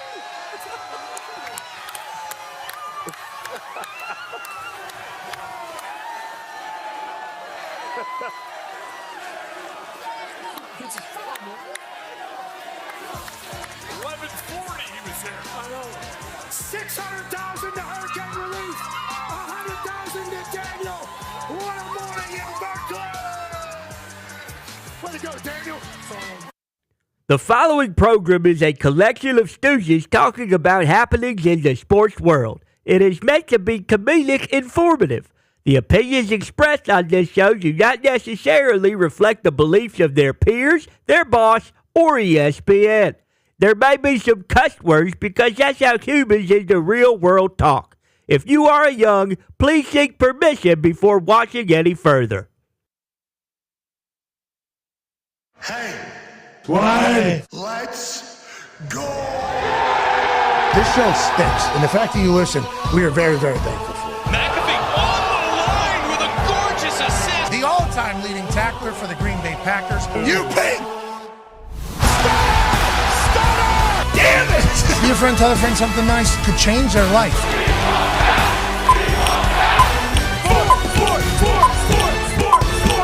Hello, beautiful people, and welcome back to our humble abode, the Thunderdome, on this Sugar Bowl Thursday, January 2nd, 2024. Our two starts now. Football! He is wonderful. We're lucky to talk about it every single day. The Talks the Tables here at Boston Connor and at Ty Schmidt. One half of the Hammer, Dahn. Cowboys AP Tone is here. 36 years as a football coach, 18 in college, 18 in the NFL. Chuck Pagano is here at Big Chuck. Coach. Hey, your Thursday night picks against the spread this season. Thank God there's not one tonight. My bank account can't take it. Amen to that. Okay. Well, it was a tough year. Now, granted, let's go ahead and put that Sugar Bowl right up in there. Yep. Let's put that Sugar Bowl there today, right into it. We have a chance to get back. We'll count this one as 2 because it's kind of out of, your bingo. We can get back to 500 on the year. We go big today. Joining us now, ladies and gentlemen, live from Manatee, Ohio, is a man who we're all incredibly lucky to be around over the last 12 hours or so. His son ended up in a hospital yesterday in Southern California because he puked, in his words, all over an entire section at the Rose Bowl. This man had his name chanted out by half of the stadium in Pasadena. He's a national champion for the Ohio State. Will these boys at Ohio State become national champions? He believes yes. The all-time leading tackler for the Green Bay Packers. A man who has a tree on the Ohio State University campus. Never seen it. Never watered it. But it's strong. Ladies and gentlemen, a terrible flyer, but a man who loves being a Sky. AJ Hawk. Yeah. AJ. Good to see you, AJ. Good to see you. I'm with you. The blimp would be kind of scary. I saw that takeoff when you're going straight up and you're leaning back. I want no part of that. Yeah, and then you're looking up. It's like, is this a jet engine? What is it? Nah, it's just, those balloons you get at like the for the holidays. They have helium in it or whatever. Yep. It's just a bunch of those. You know what I mean? It's no big deal. It's like, okay, what happens if Do we have any other options? No, you're dead if that happens. Oh, okay. Sweet. All right, well, it's good view at least going down. We'll be able to see all windows out there. But I appreciate everybody that goes up there. Much more courage than me. Speaking of going up there, Chip Kelly, Ryan Day, that entire team, when they're going up in front of the squad in chit-chat, what are they saying, Age? They're saying we're the best team in football right now? They have to be. I think they're definitely not satisfied. I guess they're happy that the plan that they felt like they were going to, going into this playoffs, they're starting to execute. And I think they probably even think that they can play much better. So I think they know they have 2 more games left. Have you talked to anybody in that building since the game? Yeah, I talked to some guys because pregame I like to go and see my guys and see James Laurinaitis, linebacker coach, different guys, Mark Pantoni, the guy that's crafting a lot of things behind the scenes when it comes to recruits. I get to chat with them before the game, and then after the game, let them know, here we go, 2 more, and they seem to all kind of be on the same track. Yeah, excited, happy with how they're playing, but they know they can get much better. Yeah, I think we heard something out of the Ohio State team. They had like a senior something, and all they kept saying was 4 more games. We got a 4-game season, 4-game season, 4-game season, 4-game season. Now they're at 2-game season, 2-game season. Everybody seemed to be focused and on the task at hand. Everybody in Ohio understands, too, we can win this thing right now, right? Everybody in Ohio understands this is a national championship team. Oh yeah, a lot of optimism, no question. But we know, look at Oregon; they're undefeated, everything is going great, and then boom, the season just ends so quickly. It's just like the NFL playoffs, where you have all this build up, all these expectations, and in these winner go home games, it ends so quickly. And I think Ohio State's very aware of that, and they know that they don't want that to happen. And shout to Oregon, hell of a year. Yeah, it's been a hell of a year. It really was. And I had some Oregon people that weren't happy in the mentions and DMs saying we were being disrespectful. It's like, wow, Ohio State is being disrespectful to you, okay? We had to call what we had to call, what was happening out there. I love Dan Lanning. I love the Oregon Ducks. I picked them to win this game because I thought they were going to be able, to maybe slow down this Buckeyes team. But I think what my eyes are telling me now is we ain't picking against Ohio State ever again. Nope. That is not. This team is more motivated. This team seems to be locked in. Chip Kelly's doing his shit. And then Justin Fry, that offensive line coach, I don't necessarily. He's pretty jacked up on the sidelines. We got a great glimpse of him instantly as he is doing this towards you, telling you keep talking, all this stuff, fist pumping. He was trying to find you every single time they even had not even a score, an explosive gain. He's looking for you to let you know what's going on. I think some of those Ohio State Buckeye coaches were like, I thought we were okay. We hospitality. I thought we were very nice to you. Yeah. We were very nice to you. We watch your show. AJ's on the show. Feels like we are a part of it. And then you just go out there and say, yeah, the Oregon Ducks. I felt it. Chip Kelly, pregame. That was an immediate saw what you did. Oh, no. Justin Fry, the line coach. Oh, okay. Is that how okay. Laura Rutledge even, you all right? Okay. Heartline. Ducks. Okay. All right. And everybody. And then as soon as that thing started rolling, just accidentally glimpsing over to the Ohio State Buckeye thing, and they're all basically to me. As they should. To me. I'm like, okay, all right, let's get to a break here. All right, this isn't about this entire thing, but they're finding everything, obviously, to stay motivated. And I do appreciate the fact that they felt like I betrayed them. I betrayed them with my pick of the Ducks. I just thought, that Dan Lanning and their team was cut from the same jib. I thought this was going to be a fist fight in this entire thing. I think that first round bye, man, I think that needs to be chatted about a lot. I'm not saying that Ohio State wasn't clearly the better team. Clearly the better team. It wasn't even no questions asked. But did they face the best Oregon that we've seen all year? I don't think so. But we definitely have seen the best Ohio State, and that's all that can matter is who shows up on that particular day. Ohio State definitely did. Yeah, still love Dan Lanning. He is the man.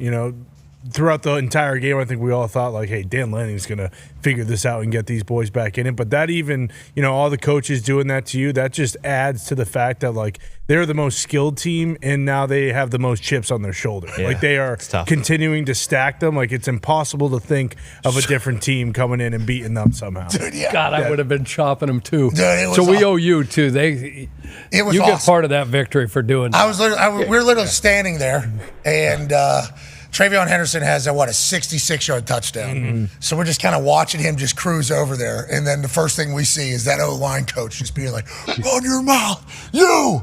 And I'm like, he ain't talking to me. No, you. Yeah, and it's like, damn, AJ, You keep talking. Ducks, huh? Okay. And then basically just like a full-on bang, boom, boom, boom. And the thought of Chip Kelly right now, it's a master class. Yeah. What Chip is doing. This is why Chip Kelly was Chip Kelly at Oregon. This is why Chip Kelly got like the Philly job. This is why Chip Kelly was the future. He has all these pieces that are more talented than you have, and he's dialing up all the shit. Just G. Scott Jr., this is the first play. Yep. This is the first play. He was lined up at running back. Everybody talks about Henderson, obviously. Judkins, who's going to be the starting running back? Oh, we got our tight end out here. Let's put him out in a wheel. Oregon hasn't played a real snap in forever. Eye candy this way. Nobody even thinks about G. Scott Jr. Wheel, bang. That's a gain of 25 to start the thing. I mean, it was from jump. Chip Kelly just had them on their heels, and the boys executed. The boys executed everything they possibly could. And maybe has his best weapon ever. Like, I know we've talked about it ad nauseum, but, like, seeing Smith in warm-ups and looking back at him and, like, listen, Oregon's defense has been very good all year, but, like, seeing their cornerbacks, it's like, no one's going to be able to stop this guy. So This guy, I mean, it's just ridiculous. Who was the tight end? Masarak? What was his name? What's his name? Kazmarek? Kazmarek, there it is. Oregon? No, Ohio State. I didn't even know who this guy. I should have, obviously, and I'm sure he's made a lot of plays. Kazmarek is his name? Yeah, I believe that's how you pronounce it. They had him flanked out to the right. He's 6'6", 6'7". He's tight end for this team. They had him flanked out to the right. They got corner 5'9" on this guy. And then you got Jeremiah on the other side, 6'4", whatever he is, 6'5". 220. And they got a 5'10" guy on him. Then they got G. Scott Jr. That guy's a freight train right there. He's lined up out here. And then you got, I think Ibuka and Tate, like, stacked on his, and it's like, how? Good luck. How do you, I don't know how you're gonna win some of those matchups. You feel like if you're Ohio State, you're like, hey, we're gonna win a couple of these matchups. If we just put a good ball in the air, we're gonna be okay. And they even had Will Howard go under center a couple times. You know, everything's like kind of shotgun. They did a couple pop passes too. Classic Chip Kelly. Yep. Classic old school. Let's just get the ball in the guy's hands as fast as we possibly can. But then at the end of that game, they even went under center. 23 different offensive line combinations. They're going under center. We're running power to take this thing out. Easy. Just hand off to Henderson. Bang, they're hitting it for 4 or 5. Like, if they needed to do that all game, they could have done that. They could have just done that. They got 4 different game plans that worked yesterday, all at the same time. They're humming, man, and they feel good. All right, let's pivot away from college ball. Obviously, we've got a big one at 4 o'clock. We'll be joined by Laura Rutledge in about 5-10 minutes down there. Let's talk about the NFL. Huge weekend. Obviously, it is, the topic of conversation is the number 1 overall seed for the NFC coming out of the NFC North. Lions, Vikings in Detroit. How do we think that one's going to go? Age, obviously, the NFC North is stacked. We all know that. Chicago Bears trying to figure it out. Of course. Chicago Bears trying to figure that out. But we have 2 14-2 teams out of the NFC North right now, and they're battling on Sunday night, and we're going to be waiting all day, aren't we? Yeah, I will be waiting all day for Sunday night this week. Normally we're not, but this week, to be honest, I'm going to be waiting the rest of the week for Sunday night. Okay, me too. I think this is a huge one. How do you see this one kind of faring, AJ, as we look out at this and try to project a little bit? I mean, my early thoughts on this game, I feel pretty good about the Lions at home. I love what the Vikings are doing. Obviously, Sam Darnold, I think they're awesome. But for this one, I feel like Dan Campbell and the Lions, this feels like a game at home, it's like a defining game in the Dan Campbell era I think we could see happening on Sunday. The first playoff game of the year, we'll call this, obviously it's a big deal. Loser goes down to 5, the 5 seed in the NFC, and that's a different road than having home field advantage throughout the entirety. Both of them dome teams, so obviously it's good for the entire NFC that you get a chance to go in no matter what and experience 70 and sunny, no matter how it ends up shaping up. What do you think both these coaches are saying? Obviously, Kevin O'Connell is a young wizard. And watching that locker room with Sam Darnold last week was so cool. And Kevin O'Connell taking it all in. We know he can drop a play for anybody. Ben Johnson can do the same up there. MCDC has been singing the same exact tune since the very beginning. We're tougher. We're all bought in. If you're a coach, which team would you rather be coaching right now? And what do you think the messages are? I would rather be the home team. I'd rather be Detroit. I love KOC. I think he's by far head and shoulders above everybody else. Coach of the year this year. I know AP's got a vote on that, but I would pick KOC as coach of the year. What they've done with this offense, Sam Darnold, this defense, B-Flow, they're cooking, but there's just something about this Detroit Lions team. Like, I didn't think there's no way in hell they'd even go to San Fran, and San Fran's got nothing to play for, that they'd end up winning that game. But they'll find a way to score 1, 5, 6, 7, 8, 9, 10 more points than you. The defense is totally depleted. They've got a massive chip on their shoulder. They play that way because everybody's saying, you got no defense, you got no players, you've lost everybody on that side. There's no way that you can win. And all they do is they keep winning. So, and, Sam Darnold's had a great year, but he's also thrown, I think, 12 interceptions on the season. And this Kirby Joseph, he's got 9 interceptions on the year. He'll find a way to come up with one.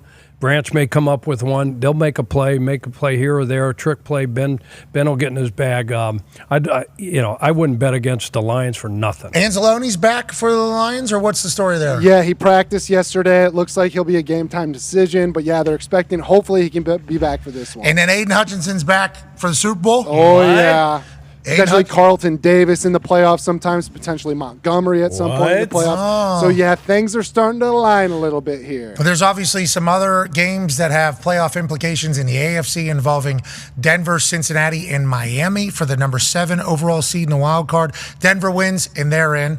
Miami wins, and Denver loses, they're in. Cincinnati wins, and Denver and Miami both lose. Cincinnati is in, which is obviously a phenomenal thing for this Bengals team that was, 1-5? Yeah. 1-5 to start the season. Joe Burrow having a potential MVP-like year, especially if they find a way to make it into the playoffs with this whole thing. Broncos will be taking on Carl Wentz. Yep. In the Kansas City Chiefs as Patrick Mahomes gets healthy for a playoff run as the number 1 overall seed. The Dolphins without Tua will take on the New York Jets, who just had their worst performance of the season last week somehow. And then the Bengals take on a Pittsburgh Steelers team who are very much still trying to figure out what team they are, fresh off of a few losses. Yeah, and that game is also huge because if the Steelers lose, then the Chargers can jump you, right? Steelers need a win. Because they want the 5 seed. They want to go down to Houston, I would assume. Because if they lose, they go to Baltimore. So. And what are the Chargers? The Chargers play the Raiders. They're either 5 or 6 seed. Correct. Right? Yeah. So if the Steelers lose and Chargers wins, they jump up to 5. And I when we went to the Chargers facility, a beautiful facility, made sure I told everyone in there, hey, you're going to Baltimore, okay? Steelers aren't losing. Oh, you said Harbaugh Bowl back again in the playoffs. Congrats to you guys. NFL wants that, too. Yeah, and so Chargers do, too. You guys They don't built this care. big facility. What's with the hype? I love that Chargers team even more now. Awesome. Happy mission, AJ. We're on a happy mission. Everybody in that building was happy.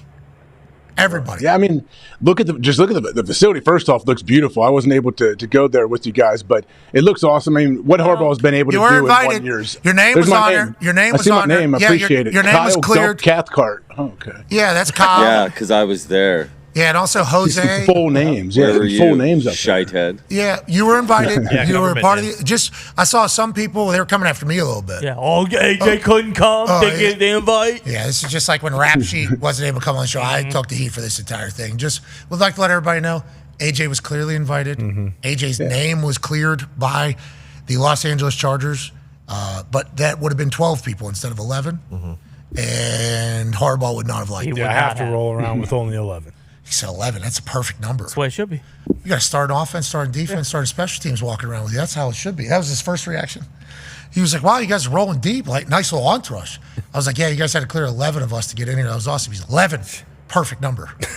Perfect number. That was his first. That was his first. That was literally his first react. Everything he did was just, I don't want to say beautiful, but it was. It was. As advertised. Everything he did was awesome. That entire facility. He tried to give a handshake to that particular high five trophy. Did break the hand off. We had to put it back on. He said, I want to shake the hand. I want to shake the hand. I'm like, it's a high fiver. You know, it's on a handshaker. He goes, let me try it. Takes it off. I think that's gonna live in his office. I hope so. He seemed to be pretty pumped up about it. They were very kind to us. Yeah. Yeah, and the ice cream in that place. They got Cinnamon Toast Crunch soft serve yogurt. Holy in there. shit. Oh, Really? Coffee, soft Two new serve. flavors every single day. God, I'd be 260. yeah. They also had pizza oven. Yeah. Which was just a smidge below. So good. It wasn't pizza, but it was It was phenomenal. very good pizza. A very good pizza. Then they had, I think there were some tacos and shit. Taco. Oh, yeah, everything. It was They like had a all mall. the different bars. Sun chips. They did have Bulk such- garden salsa and harvest cheddar. You're right. They did have all that. This building, this Golf Yeah. simulator. Did you see Ortiz? Did Joey Ortiz? Oh yeah, we saw John. He came in. And obviously, I thanked him for everything. Matlock is huge. Matlock's head is gigantic. I mean, that thing is real. Anybody get a workout in? You go in that weight room? We were in the weight room. 100 bars. Not the VIP club. Silver Bells Club. Excuse me. Yeah, we're not in the Silver Bells Club, which is, they got these old school dumbbells that are just metal. You know, they're old school, they're huge. And I think the way the story went is one of their offensive linemen during the holiday season or at the beginning of December was over there lifting in their silver. So he was saying, Silver Bells, and then he was benching, and then he was doing a Silver Bells, doing the entire thing. So then Coach Herbert, who is a Pittsburgh guy, who was at Wisconsin, then I think he was at Baylor, then he went to Michigan, and that's where he met Harbaugh. Now he's over there. Great, he's strength coach. Dog. Great energy, Pittsburgh guy. As soon as you heard the Silver Bells thing, he was like, wait a minute, I think we can do something with this. They made a VIP club. They put red velvet ropes around two of the benches or whatever, and then it's all the Silver Bells. And then if you get in the club, obviously they open you up to come on in and then put you in there. Khalil Mack, 200-pound single arm. What? Yep. Yeah. Dumbbell. 200 Silver Bells, 200 pounds. 200 pounds. He's the biggest one. It's the biggest one in there. Justin Herbert, I think, has a 150. It was impressive. The 150-pounder, it's for one arm bench over there. It's like they all commit and love what's going on in that weight room. They all commit and love what Jim Harbaugh's preaching. And everybody in the building's happy. Everybody's like excited to be there. It is infectious over there, what they got going on. And how many owners are spending $300 million on a new facility just for a practice facility, especially in LA? The placement in that, the location itself had to be so expensive. Yeah. But then for them to do it upright for the last couple, it's like, look out for the Chargers, dude. Look out for the Chargers. Talk about getting a hiring right, and we've chatted about this a little bit. For a while, it was, we need the new offensive guru. Okay, Sean McVay comes in. We need a new offensive guru. We need a new offensive guru. Then you see guys like Harbaugh, MCDC having the success that they're having. And it's like, are we getting back to a time where it's like, hey, we need somebody that's able to build a culture. We need somebody that's able to lead people. We need somebody that's able to bring people together. I think so. And that's good for football, I think, Chuck. Don't you agree? As a man that was that type of guy. 100%. Can you imagine just talking about because a great culture, you guys walked in that building, you could see it. You could feel it. You could taste it, right?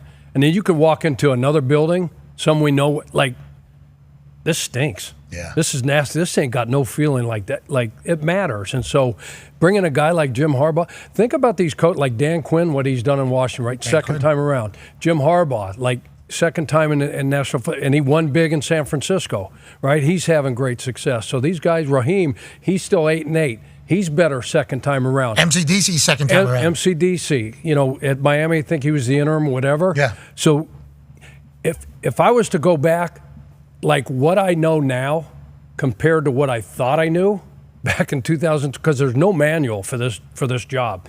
But the one thing we all do know is like culture matters. And so what you're talking about, that building and that infectious, like the energy that he brings, like why wouldn't you want that? You know, and everybody in that building, and then a guy that you actually come in, you can feel him and like, okay, this is a guy I want to follow. And you get everybody to buy in like that.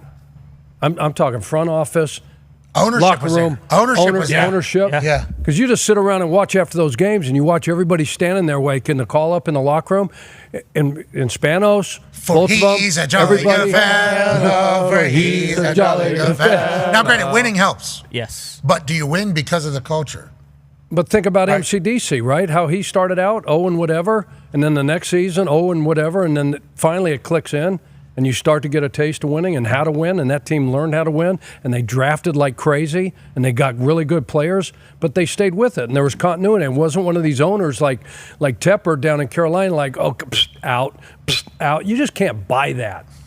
You got to be able to figure that out. You got to be able to get a guy in front of you like okay, this guy's the real frickin' deal. And whatever that is, however you're going to go about that selection process, like they haven't figured it out down there. But you got to, here in Indianapolis. because nobody, I think Coach Belichick talked about patience. Like there isn't patience anymore. Yeah, but to what if see you're things patient with the through. wrong guy? Like that's like the biggest issue, which is what ownership kind of fears, is you see red flags potentially, and it's like, is this guy ever going to be a leader or is he not? And then waiting. What if you wait 3, 4, 8 years to find out if the culture that you were hoping was going to settle in never settles in, then you just completely wasted an era, which is, I'm just saying that's a counter argument. I'm not saying it's right. I'm just saying that is what the counter argument is to all these things about patience. Well, what if you're patient with the wrong guy? Then you're in a bad spot. Then you've set an entire fan base, a generation of a fan base back. Well, and that's why, like, we love Ben Johnson, and, like, we all have faith in Ben Johnson being a head coach, I assume. But, like, this far out, and, you know, what is it? It's January 2nd. The head coaching cycle hasn't started yet. But it feels like Pete Carroll and Mike Vrabel are both, like, locks to be guys like this who can turn it around. And this wouldn't be Pete Carroll's second time. He's been, you know, Seattle was his second time because New England, he was the head coach. But, like, Vrabel was in Tennessee. That was his first head coaching job. I assume what he's learned over this past year, being in a place like Cleveland, and what he can bring to a team now would be exponential compared to, you know, some of these places. Well, that's what I was going to say. Like, do you think now, and it's not the case everywhere, but if you want a guy who needs to completely change the culture of a place, like look at all the guys we just mentioned, MCDC, Harbaugh, you know, Vrabel, like, do you think it needs to be a guy who played in the league for a while? Because it seems like all these new guys that are getting, like, they are the gurus. They're the X and O's guys. Like, they don't necessarily, and it, you know, I assume, like, I look at a guy like Matt LaFleur who, like, now, however many years into this, like, he's starting to get his culture in place. But the first couple years, that was always the knock, is like, this guy's a play caller. Like, he can't necessarily. He was up against it too with like an old generation of a team. I think. Like, I feel like LaFleur probably feels like he has his guys. Gooch feels like he has his guys for sure. And I agree, he was just a play caller, I think, as opposed to being a leader. But you don't continue to win like that without having some good leadership. Definitely not behind closed doors for him. It's like the culture people are starting to come back, I think, into fashion. Like, I think it's starting to become a good thing. And that's good for ball. I think that's good for ball, AJ. Do you agree with that? It's great for ball. I don't think you have to be a former player to like have that command of the room or have control, but it sure as hell doesn't hurt. Like, especially early on, I think if you can have success early on, it just kind of springboards you, and it gives you a jump start where you might not have to have those one or two, you know, kind of terrible seasons while you turn over the roster and try to figure out who's the right person to be here. Zach Kiefer, who we all have immense respect for, used to write for the Indy Star. Now he's at The Athletic, which is obviously owned by the New York Times. He wrote an article today that was like, yeah, Colts have no culture pretty much. Mm-hmm. And we're 8 years into Chris Ballard's tenure as the general manager, and I think he's a great man. I think he's been great for the city of Indianapolis and everything like that. But some of the things that were being said in that article by Zach Kiefer, who, you know, did his sourcing and getting inside of it more than I know even. He's like, there's no vision in this building. It's like, what? How? What do you mean there's no vision? What's that mean? And then you start watching it. It's like, that makes sense that there's no vision, and then there's no accountability, and there's no this, there's no that. But Shane can draw up a hell of a play. And was he cut off at the knees whenever he got here already? It's like, there's so many questions about just what's happening at the Colts. And they're not the only one. There's a lot of NFL teams that are trying to figure out what the hell went wrong. This coaching cycle should get electrifying. And you said if I went back, is Chuck thinking about going back? Are you thinking about going back into coaching? Yeah, Chuck. No, unless you're firing me. You know? If that means you're going to go back and coach, you're fired. You're fired. I got a pretty good gig. All right, let's pivot away from the NFL a bit and do some journalism. Mm-hmm. Joining us now is a sideline reporter for this afternoon's Sugar Bowl. She's also the host of NFL Live. She's one of the prominent faces around ESPN, both for college ball and the NFL. Friend of the program, ladies and gentlemen, Laura Rutledge. Yeah, Laura. How you doing, Laura? Hi, guys. It's good to be with you. Hey, it's an honor to be with you as well. I think there's a bit of a delay on the video, so we will certainly figure that out on our end. It's definitely not you. But let's talk about the last 24 hours down there, Laura. Obviously, you've been down there. You've been the one that has been breaking the news to the entire world about what's taking place in the Sugar Bowl. When this is about to get delayed, what was the conversation like? Were they worried about potential bombs at the Mercedes-Benz Stadium Superdome down there? What was the kind of the how did we get here is the right question, Laura. Yeah, I mean, Pat, it's been really wild, and there's just a heavy feeling for everybody here, certainly as we all think about these victims, their families. That's been a sentiment echoed by the teams as well in Georgia and Notre Dame, and yet here we are, you know, preparing to play a football game, which certainly pales in comparison to everything that's happened here with these terrorist attacks here in New Orleans. But when it came to the actual decision-making process, there was a meeting that happened yesterday midday between the FBI, between the college football playoff officials, Sugar Bowl officials, the teams, many other people, government officials here in New Orleans, and they said it was a really difficult decision to make to postpone the game. Initially, they said it would be 24 hours, and as we were finding this information out, Pat, I was over at the hotel, like I was getting ready to come over, do the game. We just done our game production meeting, and then all of a sudden, I'm starting to kind of hear some rumors like, hey, this game might be postponed. We start reporting, we start calling sources, we start figuring things out and realize that that was in fact true. And I think it's important, as you do look at the football side of this for both these teams, the coaches and people involved, we're pushing for an earlier start than 24 hours, just gaining even a few extra hours when it comes to what will be a really quick turnaround for the winner of this game for that Orange Bowl against Penn State. Okay, so obviously RTs, Ps, positive thoughts for everybody in New Orleans.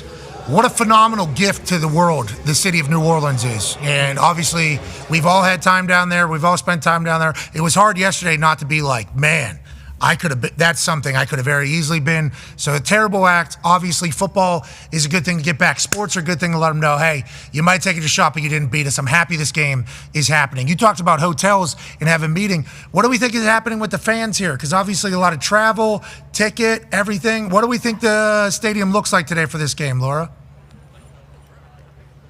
Yeah, it's interesting. In fact, we were told by the mayor here that they're reopening Bourbon Street around 2:30 local, so 3:30 Eastern. And we've seen a lot of fans milling about. I mean, there were even fans yesterday that had planned to fly in day of the game because the game was supposed to be later, that still got on those flights, still came in. And there has been major security advancements here at the stadium. Now, they already have security planned, right? But they're doubling that essentially. And we were told that basically it's the same amount of security that you would see for the Super Bowl, which of course is going to be here in February. So all of those precautions that they would take, they're doing that. You've got to go through a secondary level of security to get into this stadium. They did have the police dogs come in here yesterday. They were looking for explosives. They didn't find any. I have seen some of those police dogs here today. So that security presence, you see the law enforcement here, and I would just shout them out because they have had to go through so much here. Many of them that were responding to what happened on Bourbon Street, but then in the aftermath of that as well, they've all come. They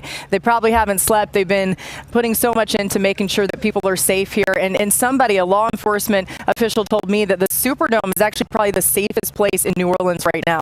Hell yeah. Hey, shout out to law enforcement. Heroes walking amongst us, obviously, in the middle of a lot of devastating chaos that took place yesterday in New Orleans. Got a football game at 4 o'clock. Go ahead, AJ.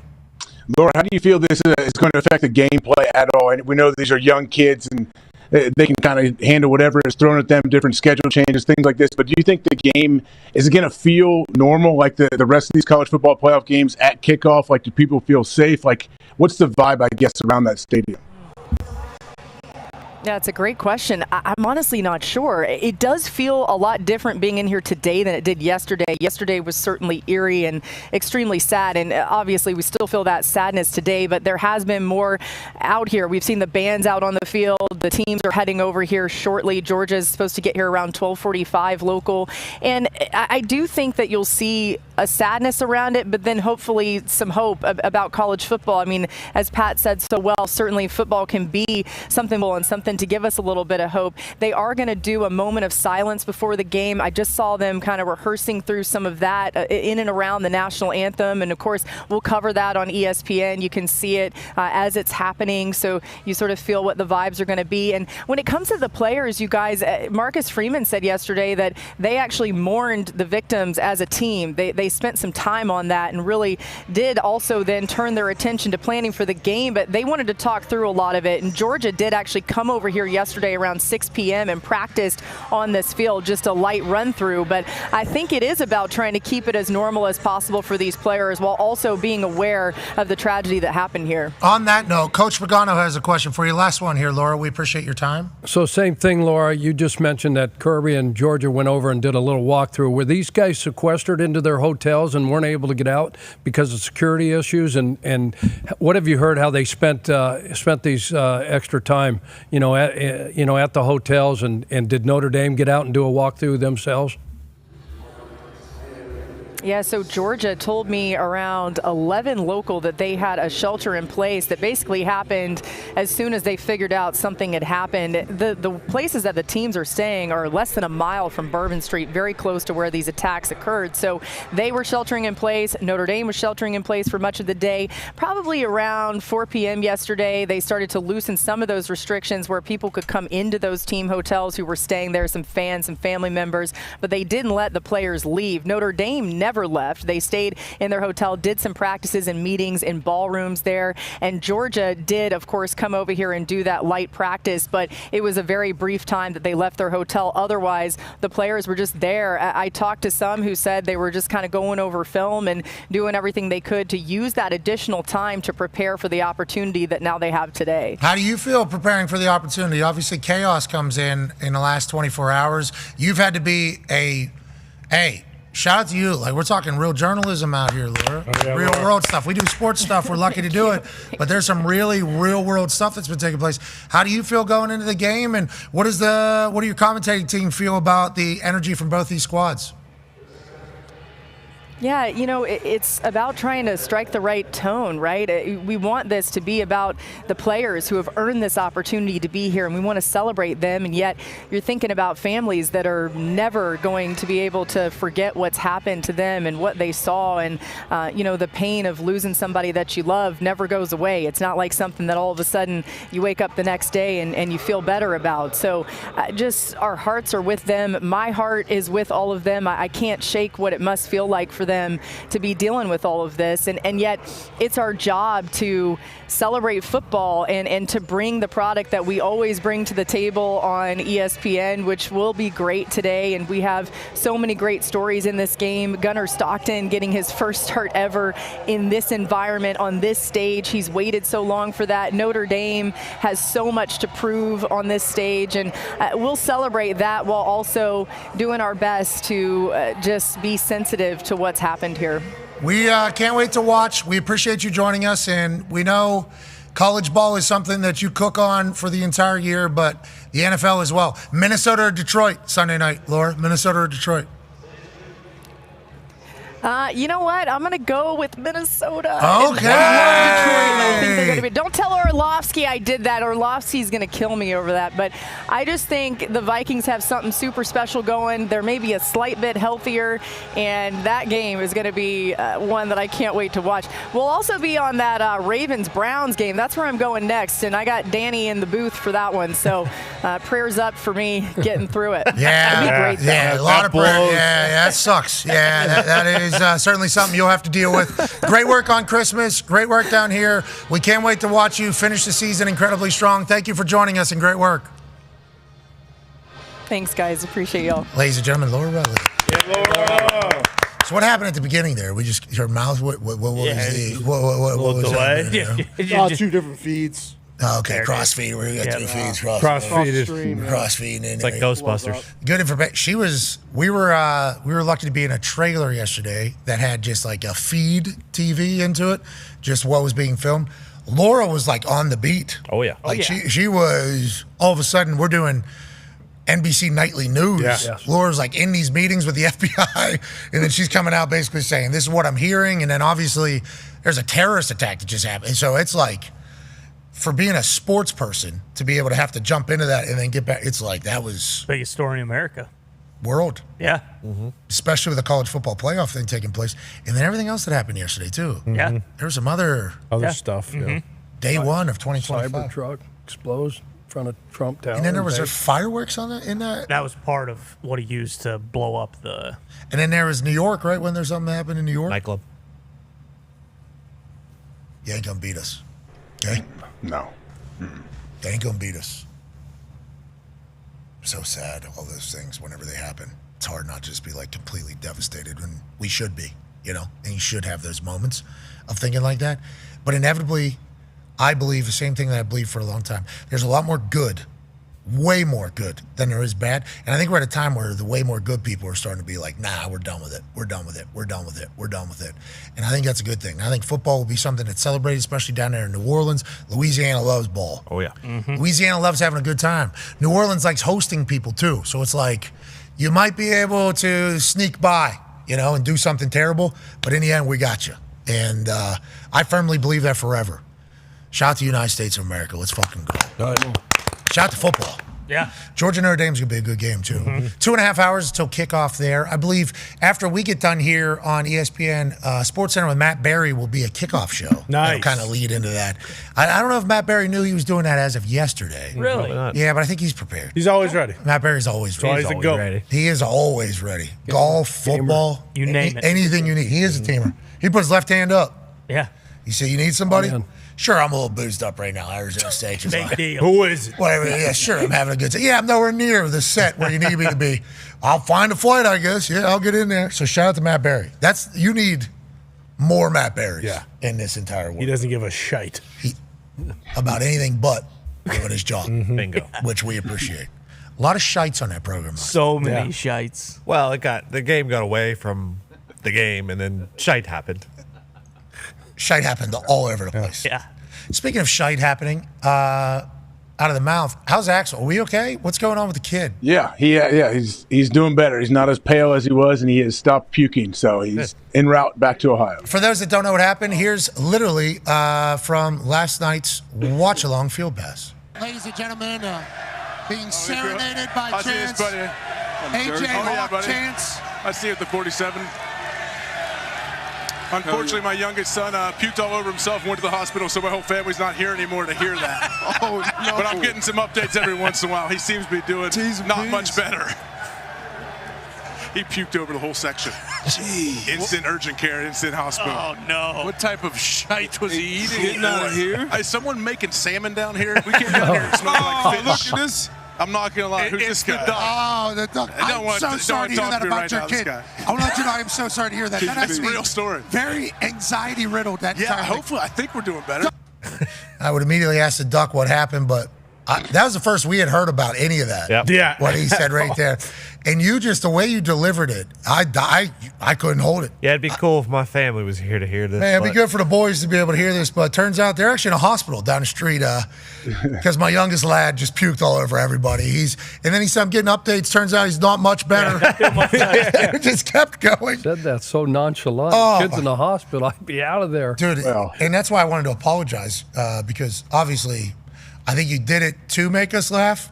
But then as I was laughing, I was just thinking about if my wife had Mackenzie and we're in Southern California at a game and she has to go to a hospital while I'm on the side, it would be the amount of anxiety that would be felt inside of what's wrong? How do we get there? How do we get out of here?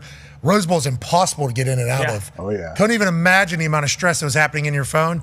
So that's why I wanted to apologize before we dealt with the salmon situation. I never smelled the salmon. No. As soon as we got down towards that end, it smelled like fish. I'm not joking. I didn't know the duck was behind me. I had no idea. It wasn't about the duck.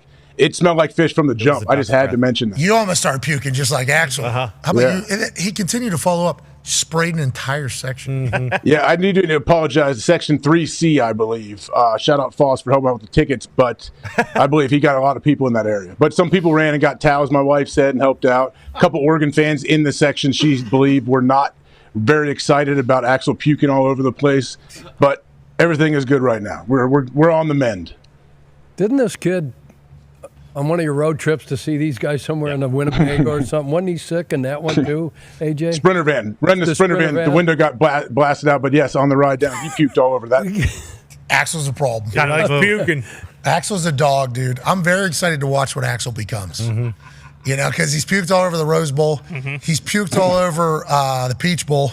Yeah. He is puked all over everything. And guess what? Comes out the other side stronger. Yeah, he does. That's the type of adversity that Ohioans and Hawks love, right, Age? Oh, yeah. That's going back to what we're talking about. You cannot defeat us. The doctors, they hooked him up to make sure he had nothing wrong early on. And they said, where are you from? And he said, America.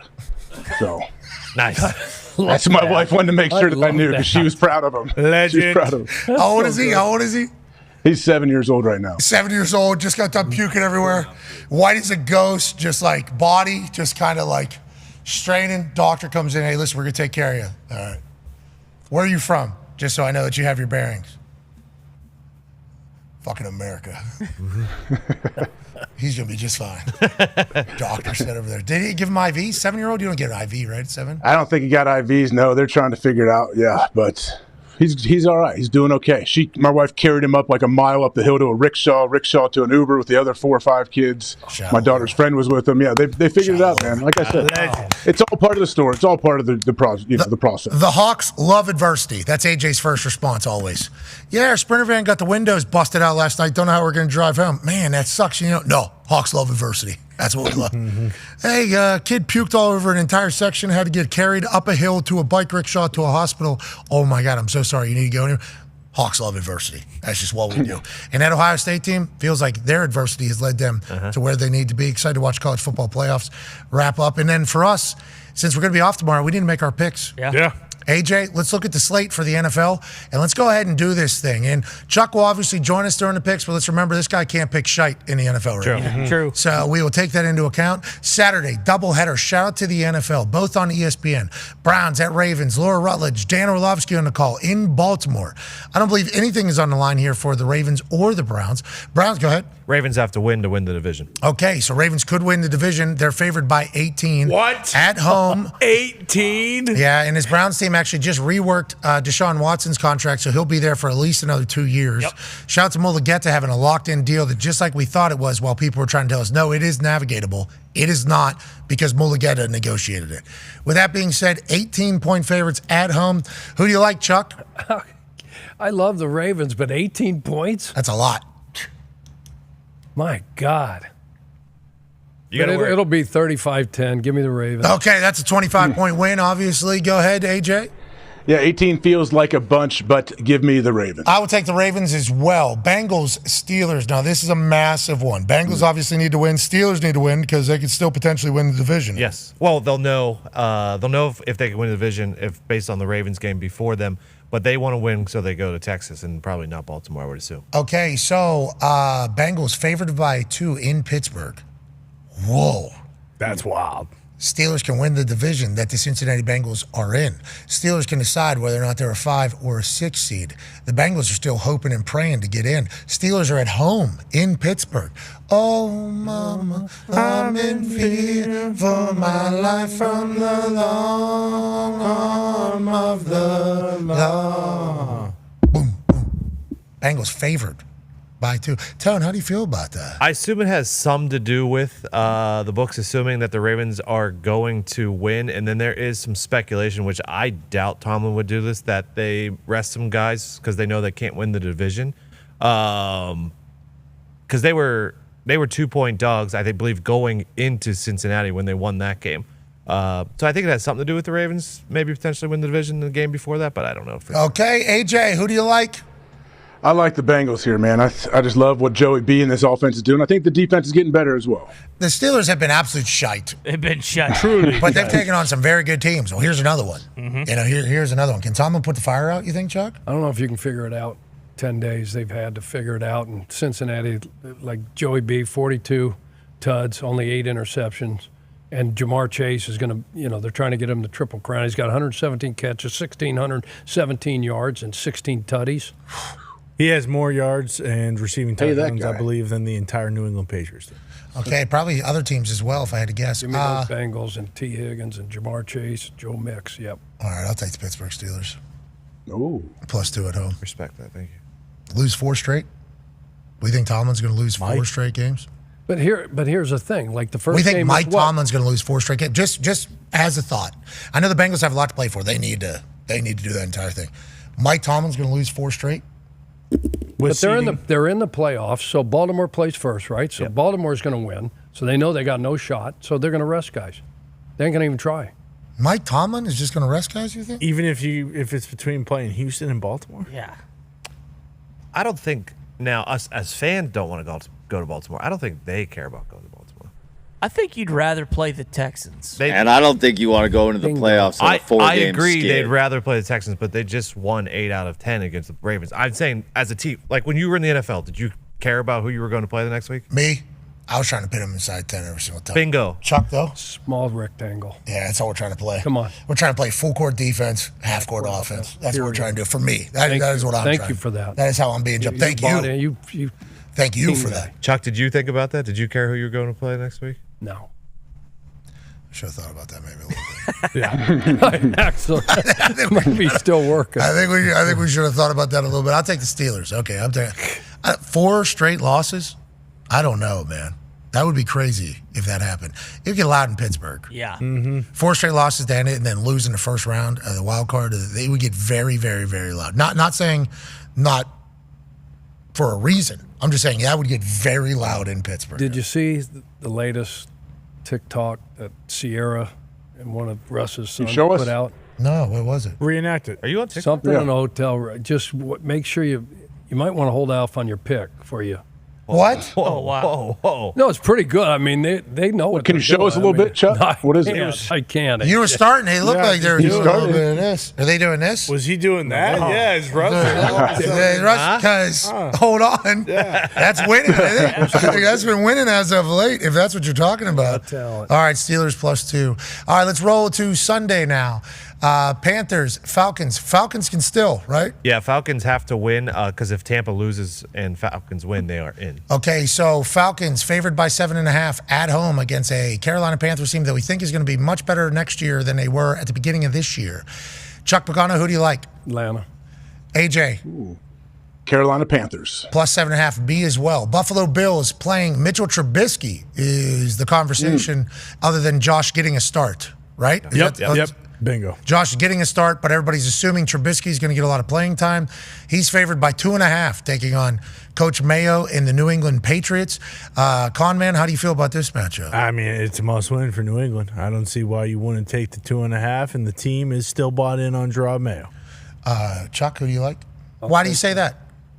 Just, a couple videos, stuff that the players are saying. They're definitely there's none of that. Maybe we need some of that, but no, the team, the boys still seem to be believing in the direction that they're going. Okay, and do the fans? No. How upset will you be if they win? Have the number 1 overall pick right now, the New England Patriots. I'll be pretty upset that if they win, but again, we need to. It wouldn't be terrible to show the world and possible free agents like, hey, Drake May is still a guy. Okay, so you got the Bills? Do we know how many players are resting? The Bills? I believe a majority. The whole conversation with Josh Allen starting is because of start streak. Yeah, start streak and percentage. Give me New England at home in the points then. Age? Give me the Bills -2.5. Thank you. Mitch can play, bro. Mitch can play. Well, yeah, had a 69-yard touchdown. I mean, look, I'm getting a Trubisky jersey if they win. So I'm just gonna say it. I'll take the Bills. Give me the Bills -2.5. Tough week to pick games. I mean, redeeming quality Drake May. And you think to yourself while you're watching the game, wow, Drake's pretty good. And then you look at the score, they're down 30. Yeah. And it's like, what happened? Yeah. Well, I mean, what happened? He does look good, though. He does look good. They did lose 40-7, right? Yeah. Receivers are last in separation, and the O-line is last in protecting the quarterback. All right, give me the Buffalo Bills. Give me the Bills. Give me the Buffalo Bills. Buffalo Bills. Those are real stats. Jacksonville Jaguars taking on the Indianapolis Colts. The Colts, I mean, the Colts are a lot of things right now. Everybody's saying it sucks, including the people that are there. So that's not great news. Who knows what the future looks like? But know this, the Colts are going to be back in the relevancy conversation.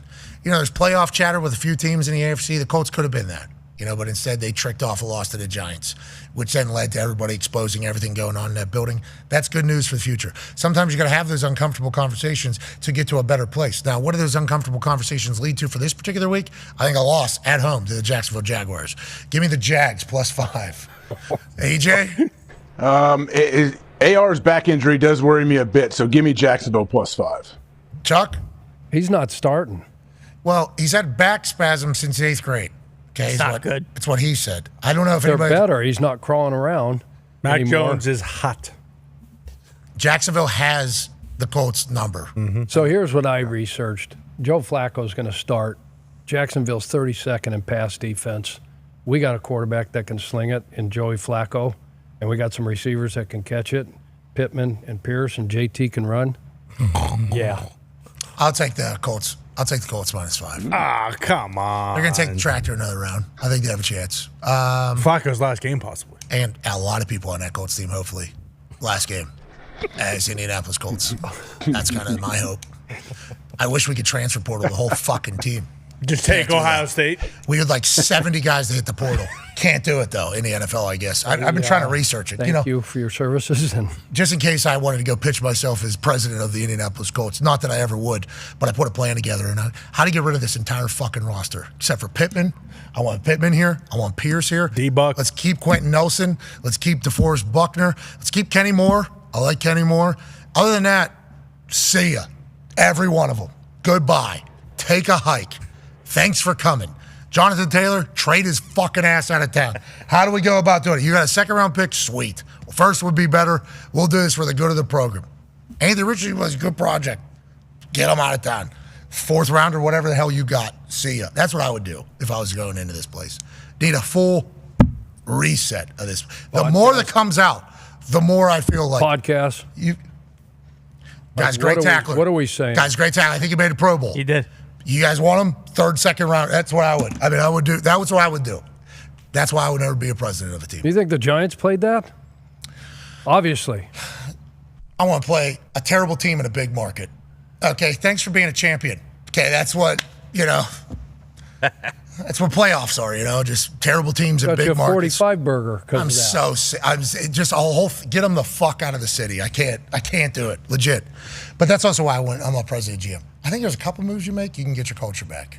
I think it's going to involve trading some big names, though, and saying, hey, that ain't how we're doing it anymore. Now, will they do that? I have no idea. We'll continue to make these picks on YouTube, ESPN Plus, Disney Plus, and TikTok Live. Okay. We're off tomorrow. We're back on Overreaction Monday. Should be electrifying. Next week, we'll be down in Miami. We'll also be in Dallas for the Orange Bowl and the Cotton Bowl. And then, obviously, the playoffs ramp up in the NFL. Black Monday's right around the corner. What? Who's going to have a job? Who's not? There's a lot to be thankful for. We can't thank you enough for allowing us to do this. Be a friend. Tell a friend something nice. It might change their life. We'll see you on Monday. Goodbye. I think we got it. I think we get it. 30 seconds earlier because Mike Foss sold a 30-second ad clip at the end of the show. Atta baby, Mike. Foss. Hey, $24. Okay. Those 30-second ads are really the ones that are doing damage in 2024, 2025. Yeah. I'm not even getting into it. Buy you 7 gallons of gas. What do they cost? I assume people are paying upwards $36 for those. At least $37. Who's negotiating these deals? Mike Foss. I think it's actually Mike Foss. Mickey Mouse. I think it's Mike Foss. Mike Foss and Mickey Mouse saying, hey, remember these 30-second ad reads? They work. Yeah. Right? Always have. Last 60 years. These ones are the ones. Yeah. People don't just immediately go to their phones or a different channel or something else whenever these come on. They still matter. Yeah. They don't. Most of them stink. Shite. There's some shite out You there. put a little pizza, though, on the screen, and it's got a little smoke on it. Yeah. It's like, oh. Wait a minute. Is that pizza? Wait a minute. Wait. Wait a minute. I forgot. I do like pizza. 30-second ad read works. Yeah, exactly. You put a couple of these. Come I don't love. No, I'm not getting into it. No. No, still delicious. It's been a whole season of these boneless wings. Can we get an actual wing deal with pizza? We've been trying our best, have we not? What do we do here? Well, the boneless ones are able to bundle them. They could do this entire. This is a great deal. This is not a 2024. This is a 2003 deal. This deal right here. Yeah. It's not an inflation 2025, 2024 deal. So I like that the pizza people are like, we got to peacock this thing a little bit. Well, that being said, the bone-in wings are phenomenal. So good. The pizza, so damn good. So fucking good. They tried at that Chargers Bolt facility. They tried real hard. Valiantly. Had a paisan outside of a pizza oven thing with the stick. Didn't they say that was, and I'm not being sarcastic here because it'll come off like that. Didn't they say it was Emerald's pizza oven? They had it shipped from Italy? No, I think you guys said that. Yeah, Wolfgang Puck, I believe. Yeah, Bingo. Thank you. Wolfgang Puck. No, yeah, I was not being. That was Batali. No, for shooting. No. That's it right there. Oh, we missed it. Yeah, that's that one right there. That's Wolfgang. Oh, that's sweet. Yeah, super Italian. Super Italian. Yeah, they were super Italians cooking it. And I would say the pepperoni was crisp. Oh, Yeah. It's delicious. It was some solid pizza, but once again, no one And we mean no one. out Pizza's the Hut. I don't care if it's coming out of a helmet oven. No. I don't care if it's coming out of Los Angeles. I don't care how paisano said Guido is that's cooking the pizza. No one. There's been a couple places I've been to, but it's hard to get, they're not national. You sure? You walk into some of those little places. They get that thing. It's just properly. We're talking national. Oh yeah, for sure. Blind taste test though. You put both those behind. Boom. Holy shit! What? This is fucking divine. This is a slice of heaven. And then you go. That was Pizza Hut. And that's why no one. And we mean no one. Now Pizza's the Hut. I think there are some people that are close in the boneless wings department at the Pizza Hut. Because chicken nuggets with flavor, certainly done by a lot of people. The difference with Pizza Hut is they have actual fryers in there. Mm-hmm. So they're making their chicken nuggets with flavor. Yeah, the bone-in wings are, unbeatable. So good. Yeah. Just do it. Top flight. Why don't you get you some bone-in wings and some pizza for the Sugar Bowl kicking off in 2 hours? Smart move. Idea. Can you imagine? Smart move. What a time. If you want to have a great year. Start It's it right. been a hell of a year. Let's call Parker. He didn't have good service when we talked to him the other night, did he? He might still be on TV. You guys start your resolutions? Yeah, I worked out this morning. I did 14 push-ups. Oh, baby. Thank you. I'm on it. Parker, we're live. We're live. We're live. We're live right now on the Pat McAfee Show. Yes, we are live. I'm eating chips. You're eating chips. Let's put the chips away for a second, please. Please. All right, no more chips just for now, just for you. Can you tell everybody what 2024 was like? Was it a hell of a year or no? 2024 was a hell of a year, man. Very blessed. A lot of good things. Got to go on the Pat McAfee Show. No. That's not how you say it. You're doing it wrong. We need to hear it. We need to hear it. 2024 was great for me, man. And, I'm the only person that can make 2025 great for myself and even better than 2024. So Still I like wrong. that. I like that. I like that. But 2025, whenever it's all said and done, because you're taking accountability for yourself and only you can control your happiness. I like that mindset. That is a good one for the world to hear. But on New Year's Eve, going into 2026, we're going to say 2025, man, that was better. No. this You're motherfucker. still doing it wrong. You know what we want. You know what we want. What type of year was it, Parker? What type of fucking year was it? It was that kind of year. Oh my Play God. the hits, damn We it. need to hear it. Damn you You to hell. described the year perfectly. Piece of shite. This is shite. I have to do that in the grocery store all the time, man. It's been a hell of a year. I'll say it just for you. Hey! Sing it. Hold on, let us say it because we've been working on this. It's been a hell of a year. Okay, now, is that good? I remember from last time you guys could sing. Y'all got a little something going on there. Yeah. It's special over there. Listen, we'll turn the auto-tune on if you want us to. No, we will. I would say 2025 has already been a hell of a year. I don't want to speak too soon, but it's been good. What kind of chips is he eating? Jeez. Yeah, what type of chips are you eating? It looks like it's Pringles, Really I think, hungry. right now. I think it looks like you're eating a Pringle. Regular Pringles. Wow. Nice. OG. Is that your favorite, or is that the only one available at this moment? We got a lot of chips here. We had a great 2024. We got some good chips. What you have? What you had? You had a. We got all the good stuff. And These are regular Pringles, though. These are the OGs. and So that's it. That's it. you had a hell of a year, man. We're proud of you. And it was a hell of a year. That was a hell of a It was out of year. the can. I'm to that point of the can. Hey, I don't like those people saying you used autotune, by the way. We weren't happy about that because we saw your ass stand right here. No, he Terrible. He cut his acoustics. teeth. He cut his teeth in Nashville. He wouldn't do that. He did cut his teeth in Nashville. Has since moved back to the ranch, though. He's on a horse, this motherfucker. We see the whole entire thing. You had a hell of a year, Parker. We're proud of you, buddy. Thank you. Love you guys. Appreciate y'all calling me and seeing what I was doing. It's been a hell of a year. That'll baby. Boom. Thank you, Parker. Still got it. Thank you, Parker. Yep. Thank you, Parker. That was kind of shite. It was a bit shitey. That was kind of shite. To be fair, that he's was classic probably Parker. he's probably had to do the hell of a year gimmick for He couldn't put what, down an 100 tip. times in the last 24 hours. I mean, these are the worst 3 days for him. Hey, make a great New Year's song. They said. What they didn't say was, everybody now is going to ask you. Yeah. Mm-hmm. Yeah. Kind of year. Just Keep like your schedule open the first fucking 3 days of the year, okay? You're just like saying that a lot. Shabuzi. Hey, Yeah, sing bingo. the Tipsy song. I got 5 other heaters. Don't care. Shut up We were and sing the Tipsy Nobody song. cares, Tipsy. Yeah. Parker, what type of year has it been? It's been a good year for my family. Don't care. Don't be a fool. We do not. Buddy, Like I had a baby. I was calling him on New Year's while we were pretty boozed up at dinner. And him just getting off a stage, sweating. Parker's been a hell of a year. It's all right, okay. All right, got a bunch of drunk guys at a restaurant right now singing to me.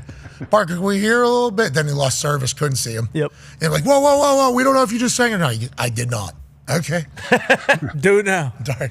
Why aren't you singing right now? I've been on TV since 7 p.m. Oh, okay, yeah, we missed it. No TVs here, as you can see. No TVs. Hey, Parker, it's been a hell of a year. Assholes, all of us. All right, let's get back to picking a game, shall we? So, who's on the Colts? You and Chuck. Yep. Age, you're on the Jags? Yeah, I like what Mac Jones is doing. Give me the Jags. I'm excited to see what the turnout is for that game. It feels like a lot of Colts fans have gotten to the point where we're done with this. Kind of done with this. Colts need to get to a hot start, I think, in that one. Yeah, it'll be good momentum. Take tractor another round, boys. I don't know if the transfer portal is available for all of you, but you should give it a shot. They should give it a shot this offseason. They got a shot. After getting embarrassed like that? They don't care. That's the thing. That's the problem, is this group does not. This will be very, we know a lot right now, but this will be very, very telling then.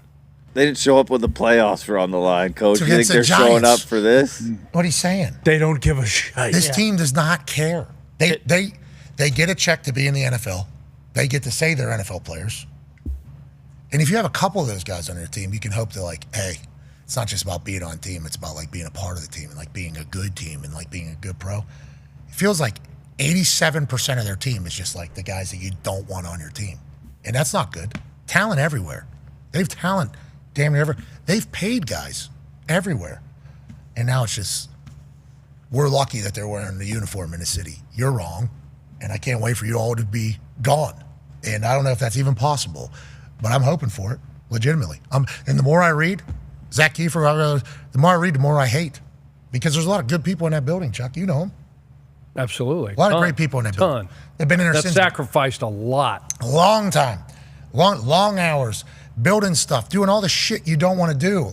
Just to, put a left hand up. Selfless for the Colts. Since they got here from Baltimore in 1980-something. So, seeing all the different iterations of the Colts, they kind of have a good feel on what's going to work, what's not going to work. And then you talk to them, and it's they're wondering, what the and then you hear this stuff going on. It's what are we doing here? Is this even a fucking professional outfit, or what are we just, we're lining up 11 guys to go play football for a movie every single week? That's what it feels like.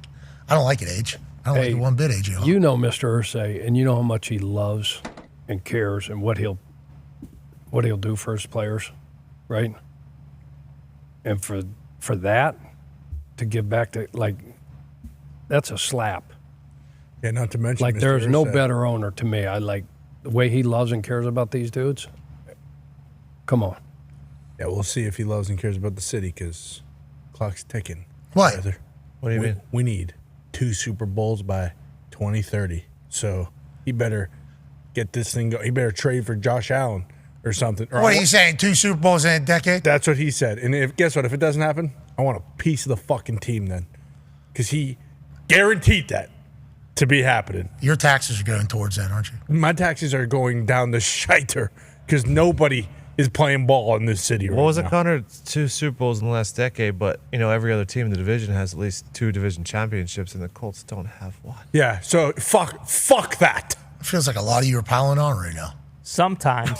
Jesus If Christ, they're coming off the top turnbuckle. Oh, it's all there. It's always there. Yeah, I mean, if it looks like shite and it smells like shite, guess what? It might be shite.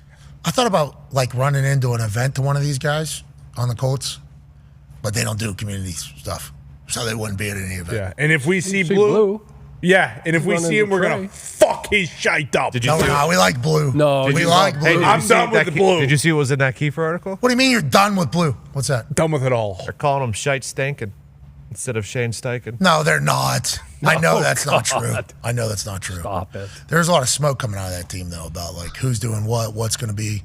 Nobody knows except for one man. His name's Jim Irsay. That's a nice piece of information to have. I didn't know he was still making end decision, because I don't think he's in there every single day. I think the daughters are in there every single day. So I thought maybe they're the ones that were going to have to make the decision. But from what we've been told, right, still Jim making all the decisions for the program. Hopefully he takes a nice hit of that vape and thinks to himself, this place is shite, brother. No, Decides to make a change. That's what I'm hoping. Legitimately. Because it's in a lot of these cities, the football team is what you do during the fall. Yes. That is what to do. What everyone cares about. People talk about you're in LA or Miami, there's a lot of distractions, there's a lot of other shit to do. It's in the fall, in a lot of places, football towns, it's the football team is it. So whenever you watch shite and just can clearly see it. And then they're not a likable bunch. It's like, so we're just going to have another miserable fall with this group of people? I don't know. And whose fault is it? I don't know. Seemingly everybody. Top down. I mean, no disrespect to Indiana or Notre Dame or whoever else, but like you can't have the NFL team in your city be like the third most talked about or third most important team or third most exciting team. Like that just can't happen, especially when you're not an also ran franchise and you had Peyton Manning and you know what I mean? Like a lot of history. A lot of football here. Yeah, exactly. A lot of football people here in Indiana. A lot of football people here. They also a lot of like old school people here. You know, a lot of old school. That's why Signetti comes in here and it's like, we're going to work hard. I don't think they loved him talking shit to Notre Dame because a lot of Indiana people are also Notre Dame fans. Mm-hmm. I think that was a miscalculation potentially by Sig. But the way he operates, old school, work hard, you know, like chip on shoulder, like that's Indiana people. This is a very military place too. So so whenever you got if you're winning, it's fine.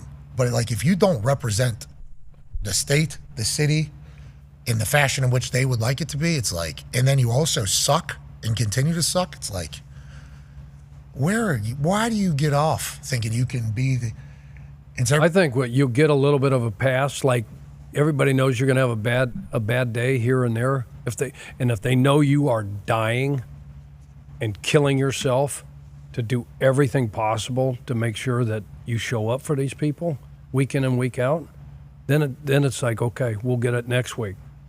But they gotta know that you're freaking gonna die on that treadmill before you let somebody else beat you. Yeah, and that's the thing. I don't know if these guys even know how to turn a treadmill on. You know, and that's seemingly the problem. Just from my outside looking in. Thank God I'm not on that team. But also, if I was on that team, it's like the locker room can police themselves. It feels like there's none of that there. And Blue winning the Salute to Service Award. I mean, I don't even. Congrats, Blue. That's what's saving his ass right now. Blue's good. Blue's a good mascot. Yes, best. Is Blue the one that ate Foxy? Yeah. That's Air Blue. Yeah, Air Blue. I don't think Air Blue won the Salute to Service. So there's multiple mascots though for the Colts. There's Junior Blue, Air Blue, then there's Actual Blue. Marvel superheroes. Yep. That was potentially. That's when you should have known. That was kind of the turning point, wasn't it? Remember when we had New York Times Square Spider-Man fighting off against Captain Americana? Yeah. In the middle of the thing, and the Spider-Man couldn't fit in the fucking, and they were running across the field. I just saw that guy actually. We took my kids to Madame Tussauds the day before the game out in LA. We saw the slightly overweight Spider-Man jammed into a Spider-Man costume trying to get pictures with my kids. Well, he was a halftime show for the Colts last year. Yeah. And I should have told him, hey, good work last year. Need you back, brother. Yeah, great. He brought the house down. And himself. When he passed out, almost had a heart attack at the 50-yard line because he ran 20 yards. Come on. Trying to catch up. He was doing this one. It wasn't working either because I think you got to have a little bit of energy to get out. Couldn't. He's doing one of these numbers. Fuck it, I'll run and catch him. And then he didn't know he hadn't run in a while. We could tell by looking at him, but he didn't know. Yeah, Captain America had to give him CPR on the 50. Oh, no. What's the name of Spider-Man in real life? Pete Parker. So embarrassed by the Pete Parker that they chose to put out there at the halftime show. They'll figure it out, the Colts. They'll get it all figured out. Transfer portal, need it. Just fall to the island of irrelevancy. Either way. Been there for a while. Yeah, but we're still talking about it. I mean, like, hey.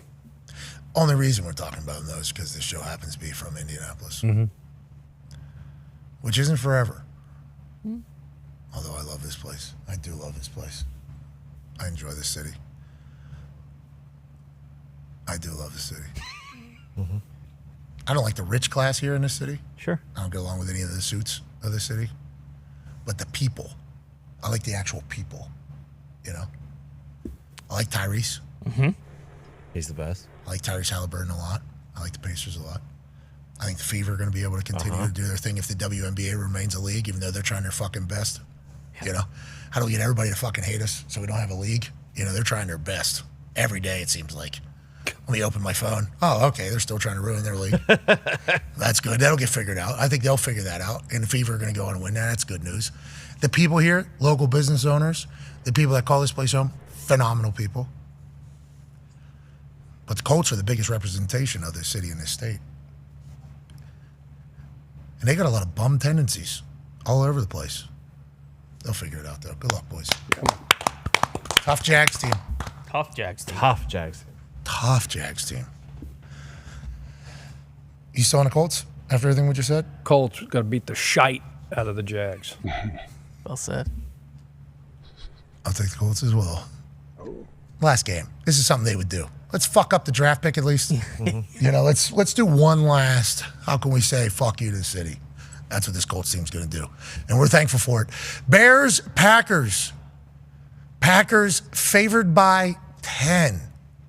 Ty, anything to think about for this game? Not a whole lot to play for. I think it's kind of out of their hands. Obviously, they need to win. They could still be the the 6th seed, but that's as high as they could go. Right now, they are currently slotted as the 7th seed. Okay, awesome. Love that. Jordan Love is a dog. Yeah, he didn't play great last week, but I don't know if that's necessarily all on him. So we'll see. He's still been good. They need to start fast. Bears stink. They do, but the Bears played the Packers very tough Packers blocked the last-second field goal to beat them. So Packers can go up to 6 if the Commanders lose to the Cowboys. And Zeke, you wore that Chicago Bears hat into the Chargers facility. I noticed that after we left. And Yes, sir. You've been riding alongside of them. You have no idea who the coach is going to be or the GM or what the future is. Oh, yeah. How do you feel about this particular game against the Packers to wrap up this horrendous 2024 NFL season for the Bears? I think we win in Lambeau. Okay. I'll take the Green Bay Packers, favored by 10. Jair's out, right? Yeah, for the rest of the season. What's that mean, Ty? Nothing, because he hasn't really played at all the last 2 years. So, Love Jair, though. Love everything. Give me the points. You like the Bears plus and 10? points. AJ? Fucking homer. Give me the Packers minus 10. Zito's enthusiasm did not sway me over to the Bears. I'll take the Packers, favored by 10. Big win going into the playoffs to get that mojo back. I feel like Jordan Love is a swagger guy. It feels like a good one. Speaking of what you just mentioned, Commanders taking on the Dallas Cowboys. Commanders favored by 5 going into Cooper Cush's town. Cooper Cush is sitting at 52.5% of the snaps played this particular season. If they get to 55%, he gets a $500,000 incentive. Congrats to Cooper Kupp or Cooper Rush potentially getting to that. We assume he will. With that being said, I like the Commanders by at least a touchdown. AJ, your thoughts? Yes, with all that being said, I like the Commanders as well. I've been a big fan of what Dan Quinn has been doing, and I think they are. I think they might make a little run in the playoffs. Chuck? They're riding high. Give me the Commanders. Saints getting 13.5 against Tampa, who needs the win. Tampa needs a win for the NFC South. I like the Tampa Bay Buccaneers to get the job done here and cover. Don't love what has happened with this New Orleans Saints team. Ooh, should we think about what just happened in New Orleans? That's what I was going to say. I feel like that kind of thing can really galvanize a team, especially when their season has kind of largely been shite. This could be a nice little send-off. Okay, so I'll take the Saints plus 13.5. I'm going to take the Saints plus 13.5 just because that is bigger than the game there and a lot to pull from, especially if you're a citizen and a member of that community. How about you, AJ? Who's playing quarterback for the Saints? Spencer. Oh, right. Okay. 13.5. Yeah, I think the Bucs probably win, but give me the Saints plus 13.5. Chuck? Yeah, I love Darren Rizzi when he came on and talked about this tragedy that happened down there. They got so many injuries, though. They will galvanize and they'll fight for a minute. I just don't think they have enough. And Tampa Bay's riding high, and this is for the NFC South title and get a home playoff game, all that stuff. Give me Tampa. I'll take the Bucs as well. Houston favored. No. Houston going into Tennessee as a dog. Believe they're resting everybody. Yeah, because they're locked in. Okay. Yeah, they can't. Tennessee's got the number 2 ranked defense in the league, too. Nobody talks about it. Everybody thinks Tennessee stinks. They do. They do. They need a quarterback this offseason. Yep. They're going to continue to build in that Callahan system, you would assume. Tennessee fans, I think, are, kind of distracted by the country music scene, what's going on. But if that Titans team gets good, they rally behind that team. I mean, that's a good football city if they're worth a Big damn. time. New stadium on the way, too. Yeah, so hopefully next year they will be worth a damn in this entirety. C.J. Stroud not playing. Is that what you said? I believe he is not. Yeah, I think it's like a defense as well. Kind of resting. Hey, So they resting some offensive linemen, too? You only rest your if your starting quarterback's playing, your starting offensive line is playing. Are they going to pull a couple of linemen out? What's that? That's dumb. What? As bad as they've been playing, they need to play to get some mojo back. I think so, Give me too. Tennessee, but that's dumb. You don't like that we're resting, not risking any injuries. That's like the Steelers. They've been resting for the last 5 weeks. That's like the Steelers, too. Like, the Steelers cannot have a 4-game schneid going into the playoffs. Like, they need to win a game no matter what's on the line, whether they're looking at the next week or not. It's like the Texans, same exact thing. You need to figure out how to play good ball again. I think you would want to go do that. What are you saying, Tone? I haven't seen anything yet that he's officially out, but I think we're just judging based off the line. I'll take the Texans. I'll take the Texans, who need one down there in Tennessee. Beautiful city of Nashville. Who do you like, AJ? I like the Texans as well. Giants, Eagles. Everybody's resting in Philadelphia, including Saquon, who is 101 yards away, or what is the number? 101 yards away from the all-time leading rushing record. Here's what Saquon had to say about the decision. Coach asked me, what I like to do. We had a conversation, and he called me back, let me know that we were probably going to be resting, and my reaction was kind of like I told my family. Obviously, my family, probably wanted a little bit more than me, but at the end of the day, the most important thing is winning football games and winning the playoffs. So I got a bigger goal in mind anyway. What was your message to Nick when he did it? I mean, he asked me if I wanted to play, if I want to go for it. I said on Sunday, I probably didn't care too much for it. When I slept on it, it was like it was an opportunity to implant my name in football history. May never get another opportunity like that again. So I'm down, but at the end of the day, I don't care for putting the team at risk. He's the head coach for a reason. He makes the decisions, and whatever decision he wanted to make, I let him know if you want me to play, I'm going to go out there and make sure I get it. And if we don't, I'm okay with that too. Isn't it crazy that if that's 50 yards, they're going for it, right? Because he can get that in the first quarter. 101 yards, that's a full game going for 101 yards. So Sirianni literally has to sit there and just be like, if I play him and he gets hurt, let's say it's 30 yards into this thing, somehow rolls an ankle. I'm not saying that Saquon isn't built Ram truck tough. Okay, I'm not saying that isn't the case. But I'm saying if you play him and he gets it and nothing happens to him, huge success. Way to go. We did it. We're in the history books forever. This is going to be one that's going to be tough to ever get, especially with the way football has kind of changed. But if he plays him and he gets hurt, he's fucking fired. Sirianni's fired. Gone. Right? Gone. No questions asked. Gone. See ya. Get this goofball the hell out of the city. We said this John was going to make a decision that was going to ruin our season. Oh, for a running back record. Okay, well, he did it in 17 games anyways. It wasn't 16 games. That's how people would react. Now, granted, he doesn't play him, doesn't give him an opportunity. This guy doesn't like his players. Yeah. This guy, this is I know we've talked about Sirianni a lot this year because everybody else has talked about him. They're on a winning team, and the reason why they're not playing is because they've already figured out what their playoffs look like and everything. They're in there. They're a very good team. But this is not a decision I'm happy that I would ever have to make. I am very thankful. No, you don't want any part of it. It's a no-win deal. But you remember earlier in the year when Sirianni went down to Saquon, they're sitting on the bench, and he had that monster game. I forget. The Giants. Yeah, at MetLife. Yeah. Okay, so he's at 170, 180 yards, right, against the Giants, and he said, no, let them other guys eat. Saquon did. So he's very selfless in this, and it's a huge, it's a really, really tough decision for the head coach, but he's doing the best thing. I like that his family, Saquon's family, was like, yeah, you were real nice, what you were saying. It doesn't matter. You know how long Dickerson's had this fucking record? Yeah. There's a reason this one is a long one. Who knows if you're ever going to get back into this situation to go get this thing.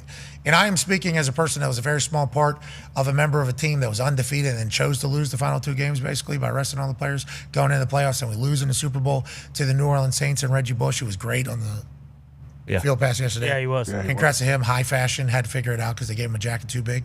But the older players, I think as they look back, obviously regret losing to the Saints, but obviously didn't like that they weren't given the opportunity to maybe have a perfect season. But if they play in those last two games and somebody gets hurt, we lose because we're a very not deep team. We're a very high-end team. You lose Dallas Clark. You lose Reggie Wayne. You lose one of the offensive linemen. God forbid fucking Peyton gets hurt. Right. Any of those situations, it's like you're in massive jeopardy. And Bill Polian made that decision, I think, for everybody. Jim Caldwell didn't make it. I think it was Bill Polian was like, nope, we are looking forward to the playoffs. That's not a fun position to be. Saquon, we assume you'll get it next year. Oh, yeah, Hey, do you think if he wins a Super Bowl, gets a ring this year, if he didn't, like if he got the rushing record, Hall of Fame? one way or another affects his resume? Saquon? Like, so if he doesn't got the record but didn't win a ring, or vice versa. Record automatic into the Hall of Yep. Fame. Record automatic in the Hall of Fame. So I think Saquon's at the point now where he's going to end up. He's only the ninth guy, right? Only the ninth guy to get 2,000 plus rushing yards. We just put up the list over here about. It's a huge deal. Yes, huge deal. Obviously, Adrian, Jamal. You're talking about the who's who of this entire thing. Mile high salute. Do you think he's in already, regardless? Then I think Just getting here. He was also what? What pick was he? 2. Yeah, I think if you're that highly touted, and then what he's going to do in Philadelphia, I think in Philly he's going to have to go here. I think he's going to have multiple years like this because of how bad the Giants were. But I think he is on a path to Hall of Fame. I think everybody kind of can see it. The reverse jump over backwards guy, it's just like this thing is different. But you get the rushing record, you're automatically in if you're a running back. I think. What would you do? I'd do it. Sirianni, I wouldn't play him. And you're going against the Giants, too, and last thing they're going to allow him. They'll put 10 guys in that box and just let you throw touchdown passes before they're going to let this guy. Who says that that's what the Giants would do? Or that would work? Guarantee you. Mr. Mara. It doesn't matter what Mr. Mara said. We've already seen him say a lot of things, and it just completely backfires. Yeah, I wouldn't throw him out there. 101's a lot of yards. I wish he was playing. No, I thought it was going to be much. I thought it was going to be 150, 160, and then I still thought maybe they'll give him a shot. When I saw 101, I'm thinking Saquon might do that in a quarter and a half and then get him out of there. Yeah. Legit.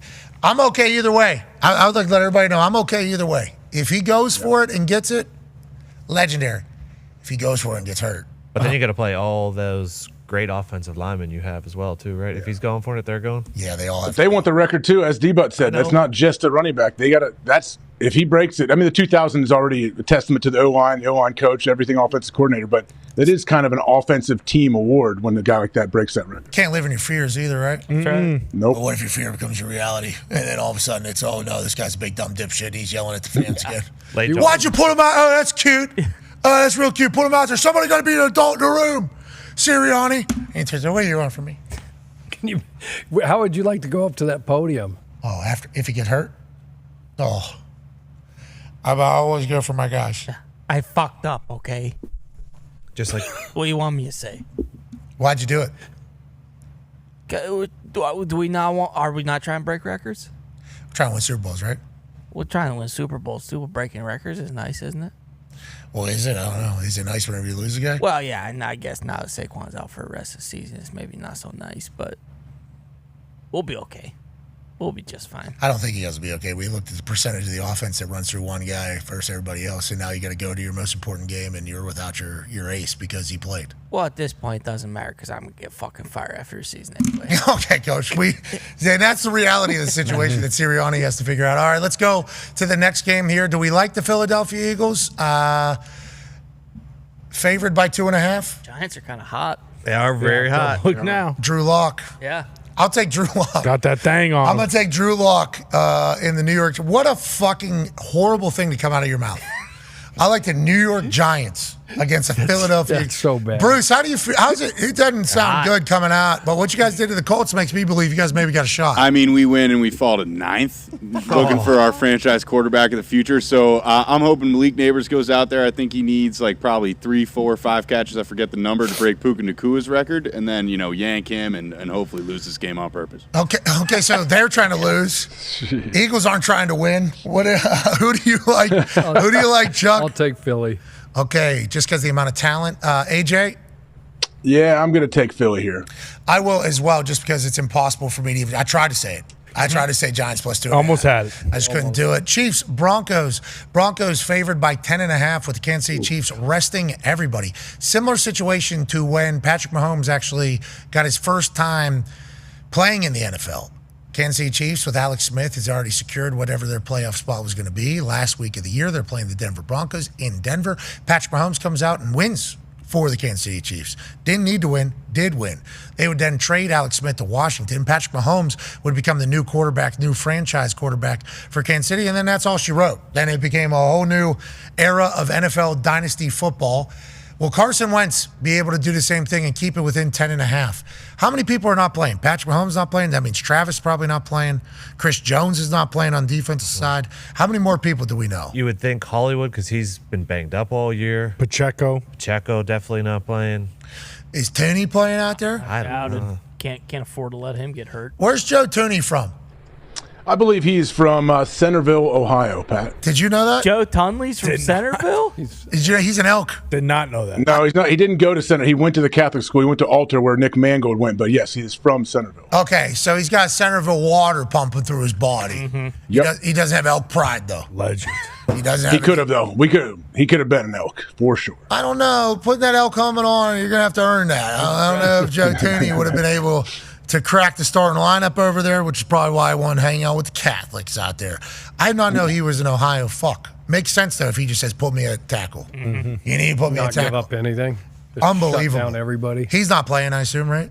Doubt it. Patrick Mahomes isn't playing. I You assume. only got 45 guys on the roster now, guys. Remember that. That's not true. It's not like you can.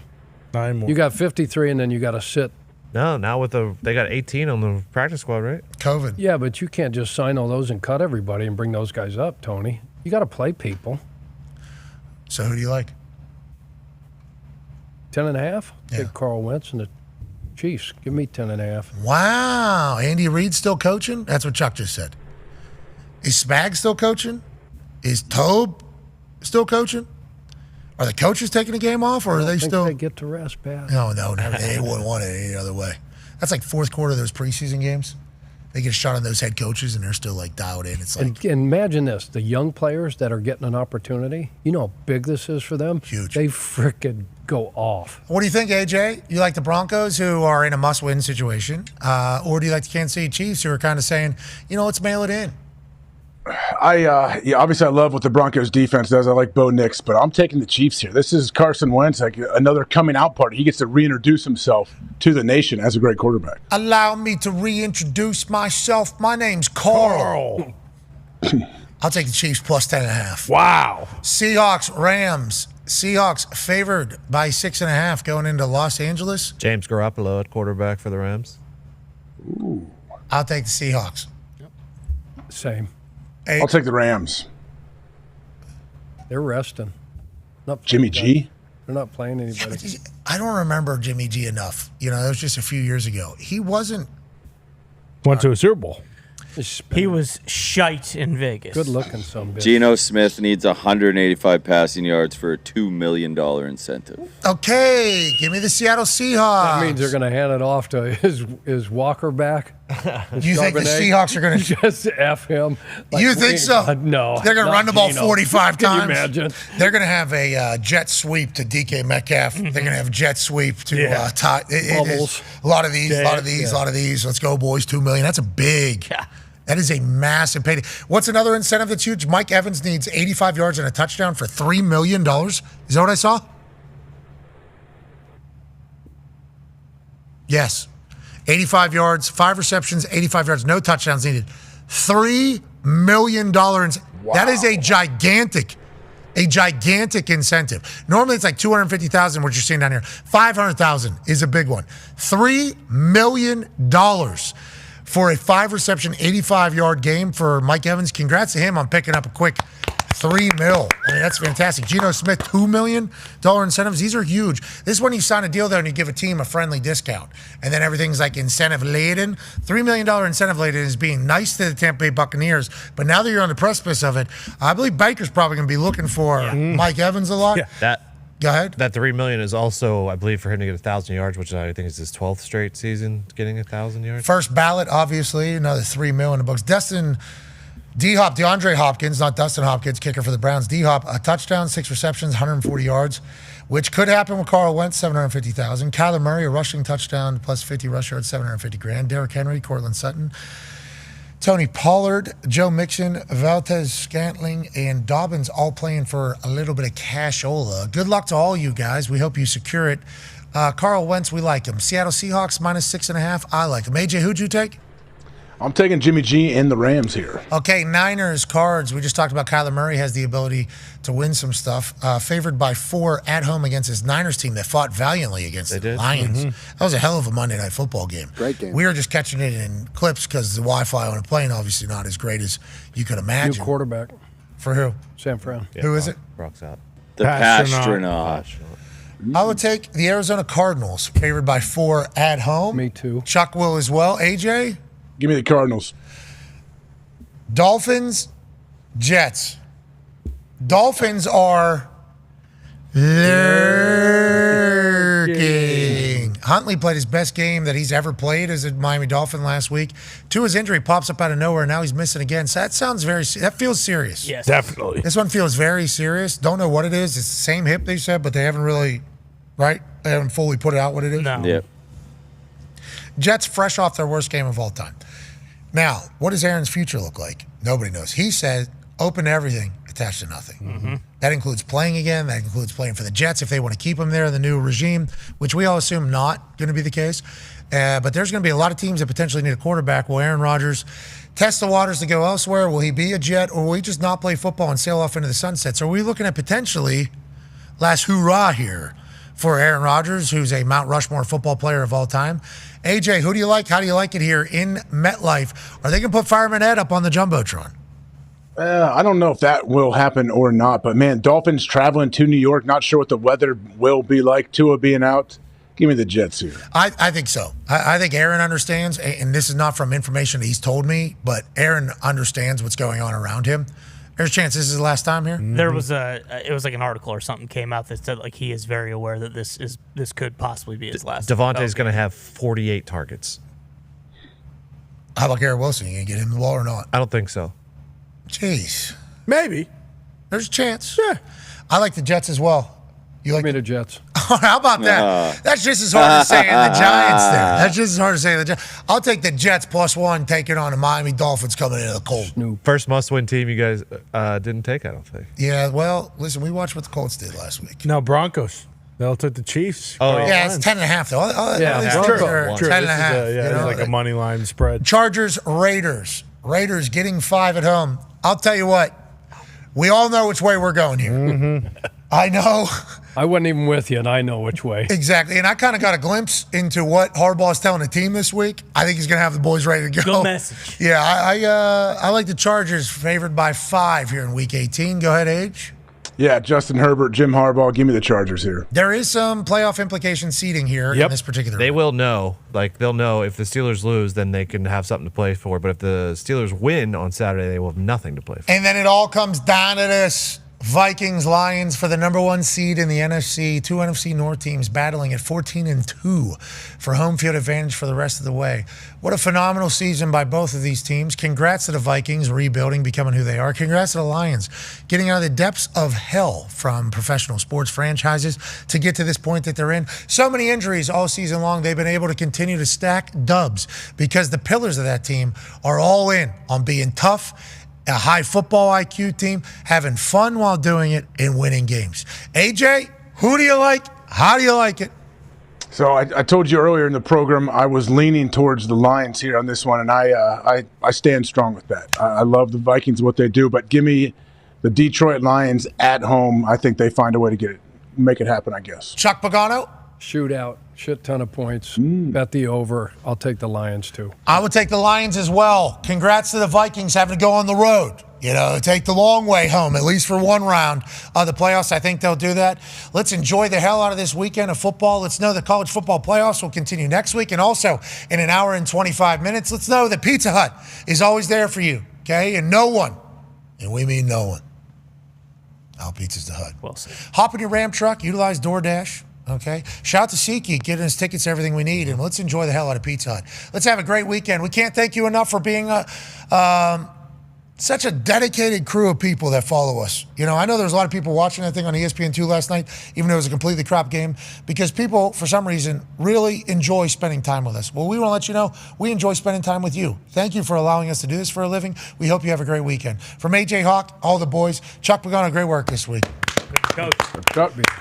Be a friend, tell a friend something nice that might change your life. We're in this thing together. Team on me, happy 2025. Team on me, team on three. 1, 2, 3, team. Goodbye.